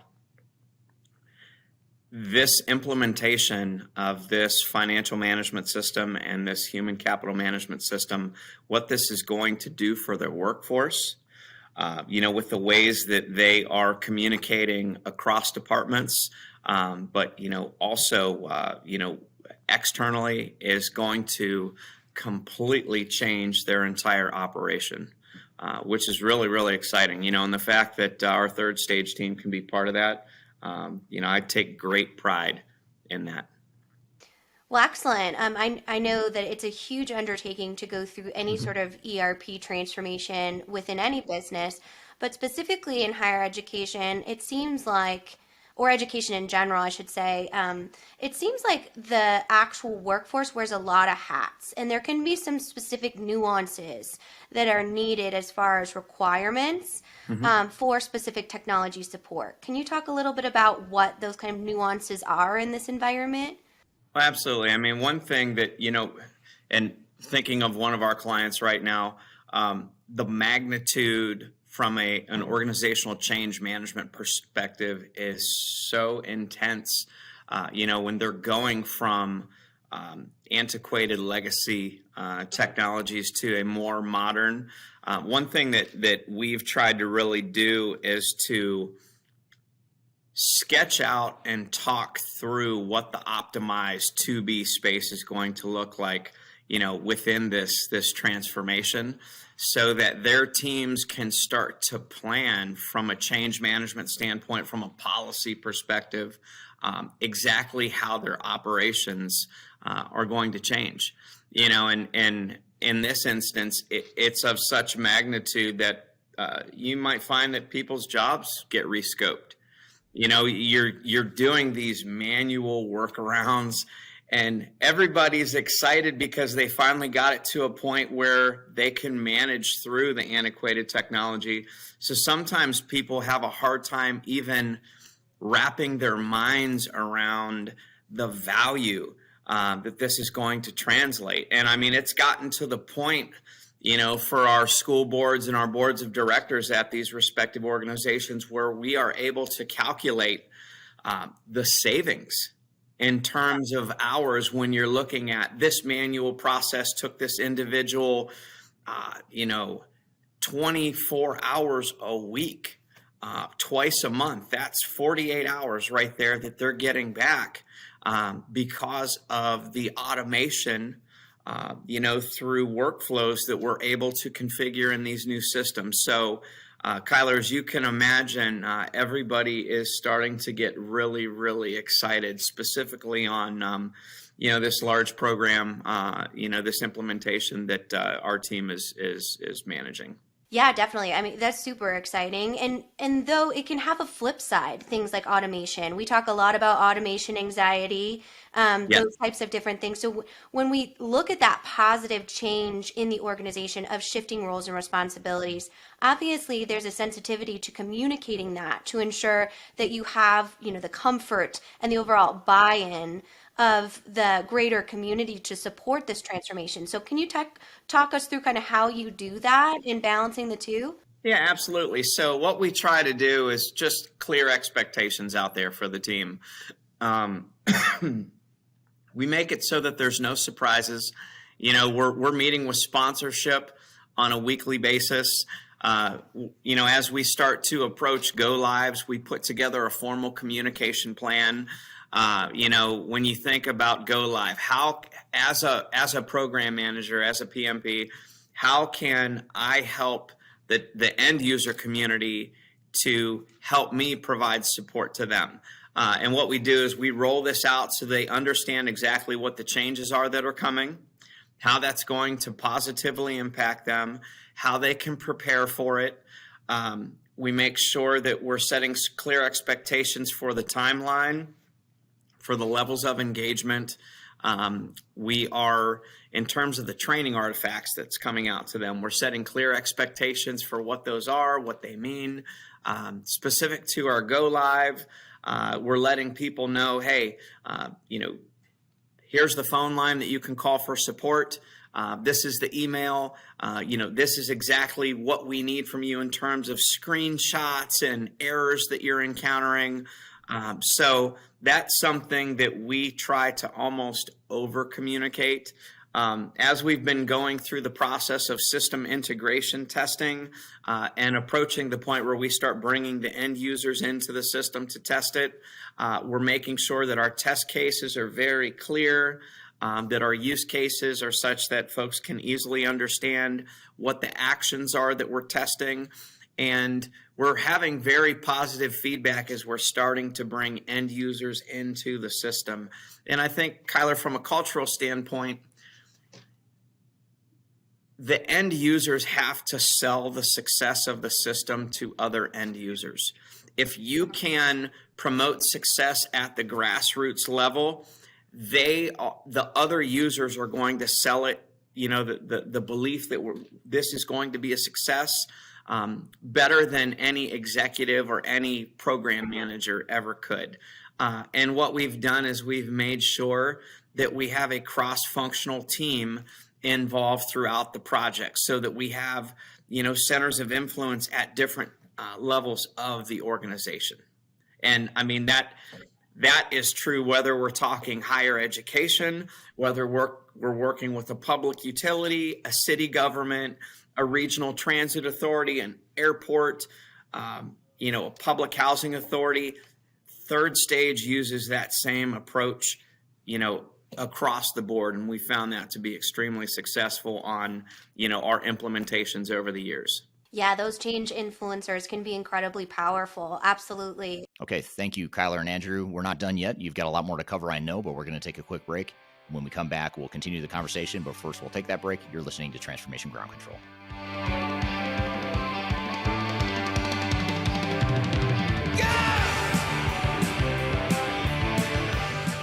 If you are aiming for transformation success, turn to Third Stage Consulting Group. Third Stage's independent and technology agnostic consulting team helps clients define their digital strategies, define their roadmaps, and manage their transformations. With offices in the US, Europe, and Australia, our team helps the world's most forward-thinking organizations through their transformation pitfalls and risks. If you are embarking on a digital transformation or business change initiative, contact Third Stage Consulting to see how we can help you reach the third stage of transformation success. Learn more about us and download independent reports, videos, and other best practices at thirdstageconsulting.com.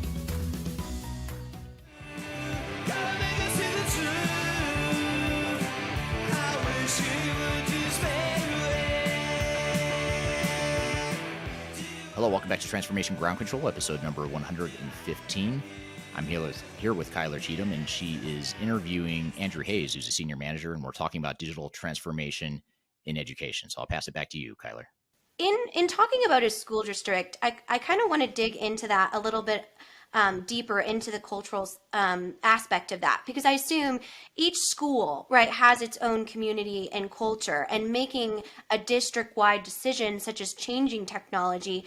What if one school is ready for that and one school is not in your readiness assessment? How do you kind of combat and get everyone aligned on the same page so they can move forward to embrace that user adoption and technical changes? That's a good question. I think it's important to understand how people receive and process information so that you are able to cater and package your communications in such a way that it makes sense to them. And I'm going to give you an example.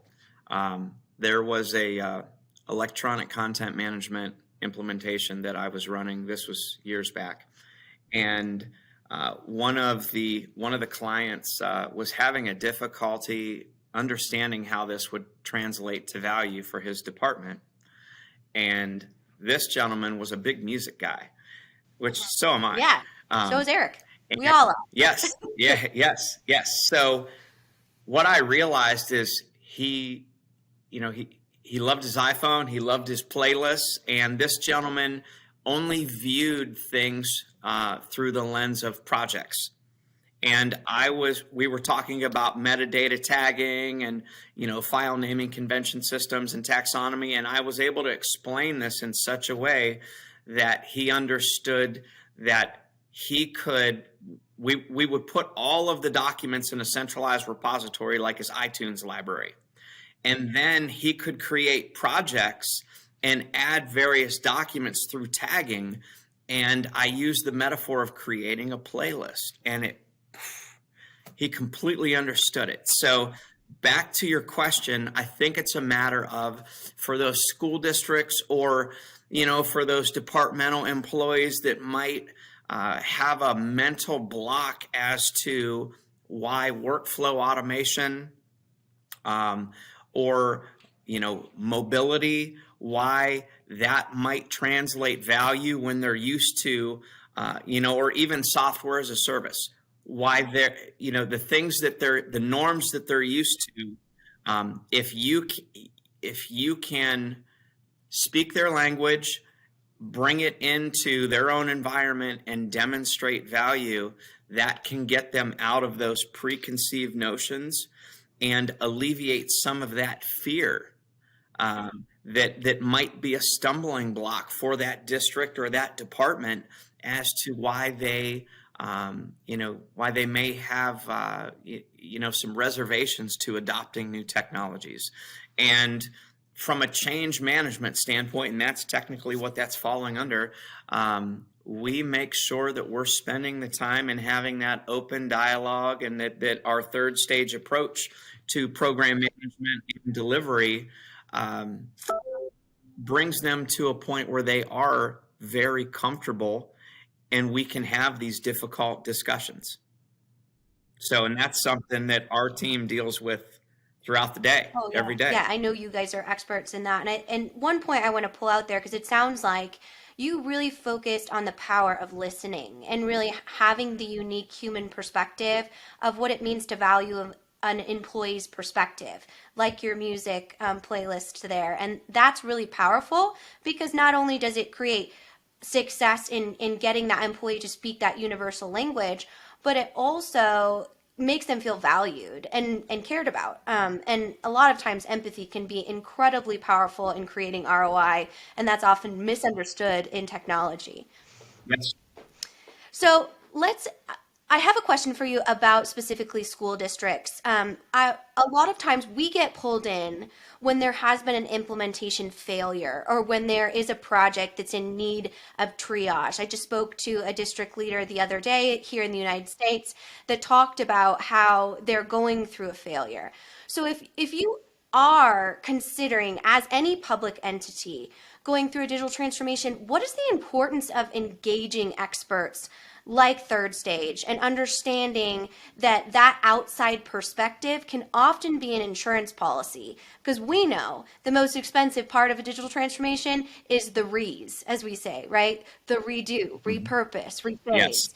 All of those. So can you speak a little bit about your interaction kind of in that triage? Well, and I think that it's interesting that you asked me that question, Kyler, because that's kind of what I specialize in. Over the years, I've been brought into many projects that, it's the runaway train, and we've been able to get actively involved, to engage with those executives to talk about, the criticality of bringing in a certified project management professional, to using PMI standards, and this is our day job, and one thing that you find in these projects is there's always constraints. The school district or the city government, or the utility or what have you, it's always, how can I balance my day job with the responsibilities of the project? Our Third Stage team, this is what we specialize in. This is what we do.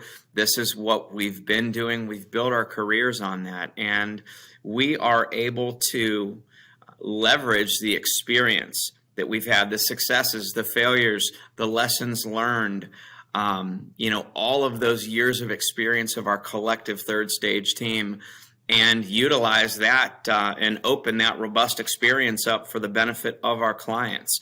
On the same token, we're used to managing these vendor relationships. We have the experience when you run into a situation of where the sales guy tells the executive director, it absolutely can do this. And then you get into the implementation and it absolutely cannot.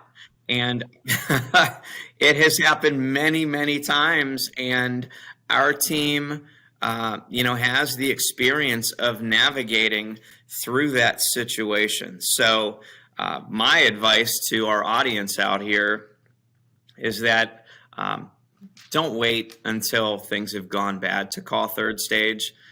Give us a call when you're thinking about that new implementation. Get us engaged early on so that we can work with you to identify what those functional requirements, what those cybersecurity requirements are, what your system integration requirements are, so that you don't run into a situation where in your mind you think that you've bought the best product and then it gets down to the implementation and things aren't going anywhere near to what you planned for. We want to avoid the re's, because the further along in the implementation, the more costly it gets to make changes. And as you know, specifically with some of the projects that I've managed, we've gotten engaged sometimes years after the start. And of course, we've been able to leverage that experience in the same way and still create wins. But it can just bring excruciating pain to the project team, especially when there's already that project fatigue. Oh, absolutely. And the overall failure anxiety throughout the community, that can be really powerful as well, because you've already been trying to, white knuckle through an implementation, and now you've lost that trust of your community to be able to do that. And I assume that's pretty powerful within specifically an education ecosystem. It absolutely is. And, the focus is on the kids. The focus is on the learning, and being able to have the tools that we need for the administration to run the district, from an operating standpoint as efficiently as possible, to give our teachers out there the tools that they need, whether it's a student information system in the classroom, or we're talking about, an ERP system, financials and HR and procurement on the administration side. So it's just a matter of having the right team in place. I mean, you guys around the office, you guys all hear me talking about one team. It is one team, and you have the district, and then you've got strategic partners. Third Stage as your program manager, we're a strategic partner. Your vendor is a strategic partner, and we know in a software as a service environment, this isn't just where you're just buying the software and the vendor goes away. No, you want to make sure that you're selecting software based on specific requirements that best reflect current and future need for the district, but also that the implementer that you're working with, the vendor, that they have a qualified team. And one thing that we specialize in dealing with school districts is that we will make sure that we're documenting those requirements and that we're carrying those throughout the selection process and into the implementation. So I feel really great about the team that we have in place, even on projects that have been extremely difficult. We have the experience here at Third Stage, to deliver even a very difficult implementation when we're brought in later on in the project. Absolutely. And just to wrap up here, one thing that you touched on that I want to highlight is that technology agnostic position that you have. Your dedication is only to the business goals of the organization. So in my final question here, Andrew, can you explain to us why that's important and what that means? Well, what my focus is, yes, I have a Rolodex, with contacts from all the vendors. I've been working in this business at a high level, Kyler, for nearly the last 20 years. But my focus is specifically on the requirements of my client, who may be that district, who may be that city manager, that county administrator, that executive director at a public housing authority. My focus is on what the superintendent's needs are and documenting those, and then putting together a rock solid requirement traceability matrix, and then evaluating our vendors, qualified vendors, based upon that. Third stage specializes in putting together a qualified distribution list of vendors that we feel confident, could potentially serve our superintendents and the district that they represent. But my focus as an agnostic, is just making sure that we document requirements that best represent the current and future needs for the districts that third stage serves. Absolutely. And just understanding and navigating all of the different agendas there, because software vendors aren't terrible people, but they have a job, and it's to sell you software, right? Our job is to be dedicated to the objectives of the business and continuing through that third stage. So not just an implementation goodbye approach, right? Making sure that business value is realized. All right. Thank you, Kyler and Andrew. Great stuff. Appreciate having you both go through that, and appreciate having Andrew on the show. We've got a lot to cover. We're going to dive into some of those threads and follow-ups here in just a moment. But first, we're going to take a quick break. You're listening to Transformation Ground Control. Could you whisper in my ear the things you want to feel? I'll give you anything. Interested in working for a company that truly values your unique skills and experience? Here at Third Stage, we don't hire based on resumes alone. We look at the full candidate, experience, and willingness to provide excellent service for our clients. Within a technology, independent, and agnostic consulting firm, you have the opportunity to learn across industries with a diverse group of clients. Our consultants also have the opportunity to diversify their portfolio and learn across technology systems. If you're interested in joining a high-growth entrepreneurial organization, please reach out to us at work@thirdstage-consulting.com. Anything you ever dreamed to be complete. Yes, I'm enough. That's all.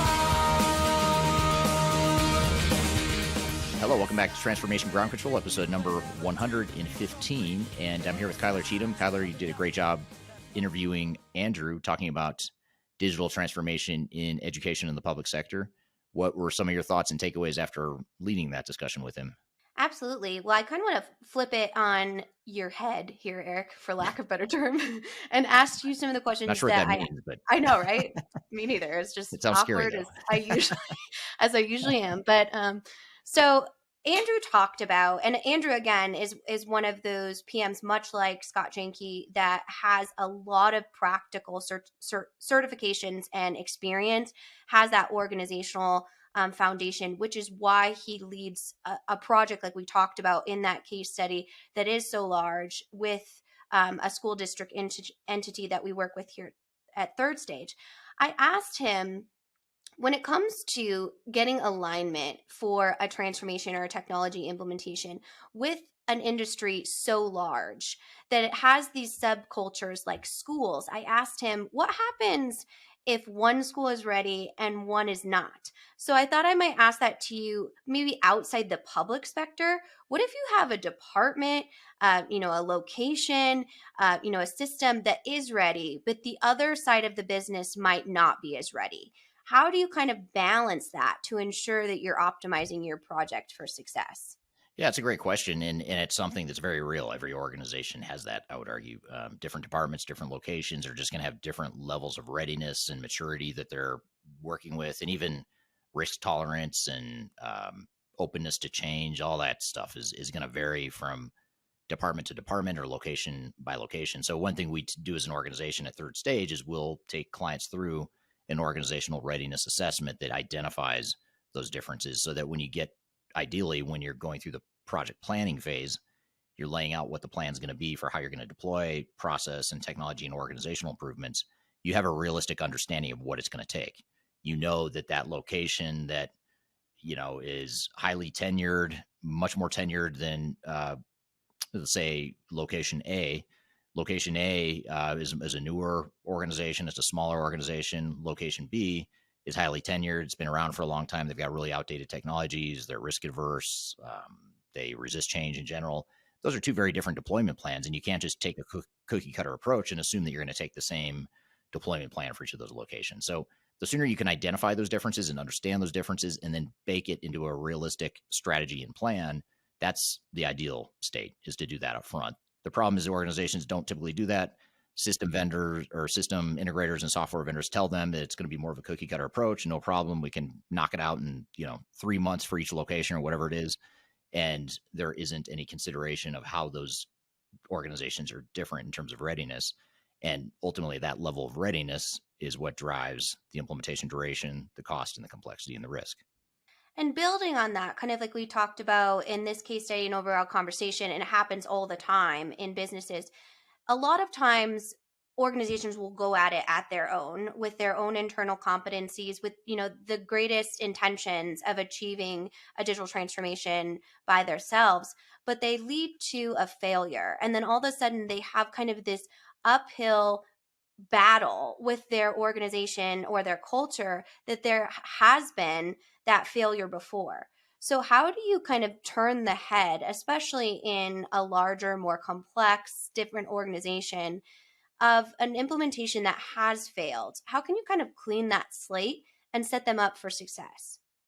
Yeah, it's fortunately or unfortunately, depending on how you look at it, we have a lot of experience with helping clients clean up their own failures or someone else's failures. And it's something I think we're pretty good at and we're becoming good at. And I'd say it's certainly, first of all, it's a lot easier, it's cheaper, it's less painful if you just get it right up front. The problem is organizations get misled, or they don't, they have blind spots that they don't recognize. They think it's going to be easier than they think, and they get a certain amount into it and then get stuck or run into challenges along the way. So, but if you are in that position where that ship has already sailed, you're already in somewhat of a mess, the key is really just to just take a step back. And I don't want to say take a time out, because you don't necessarily need to stop everything, but you really need to question everything, because there are times where we go in and it's like, why do you have X number of consultants from your system integrator when you're not even ready for that specific technology yet, or we haven't even gotten to that phase yet, but the clients are,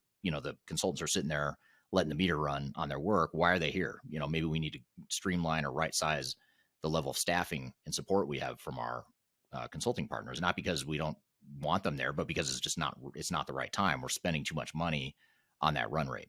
And oftentimes that's one of the biggest challenges, is that the system integrator, the consultants on the technical side, just get sort of free reign and they just start billing, and it's not efficient. So, you start by questioning everything. You start by putting some governance and quality assurance frameworks and risk management frameworks in place.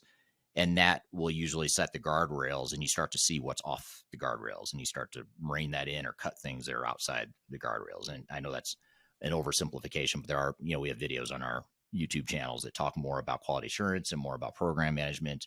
Even, on my YouTube channel, there's videos about how to fix or recover a failed or failing ERP implementation or digital transformation. So you can find some of those additional insights on my YouTube channel as well.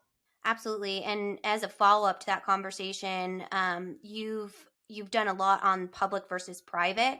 A lot of times the public sector doesn't get as much kind of attention in digital transformation spaces because they can be difficult, very complex, whether you're talking about a city government, utility, a school district, higher education, all of those different things.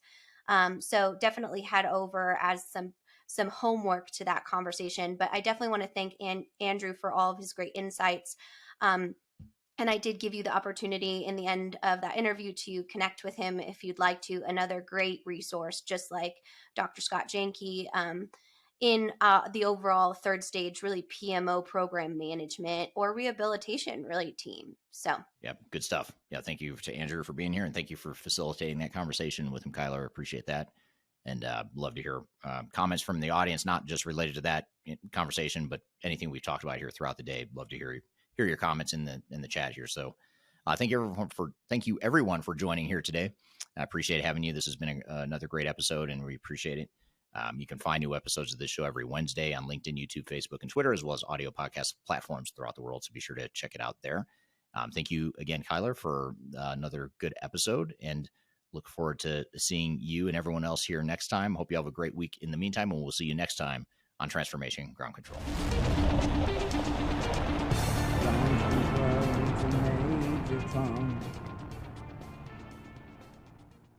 Top ties. Okay, let's try it again. Take two. Okay. Strong start. Okay. How about that? Well, I'll start that part over and redo it. That sounds good. Just to make it right. Okay. So if I just say, do a quick intro, hand it off to you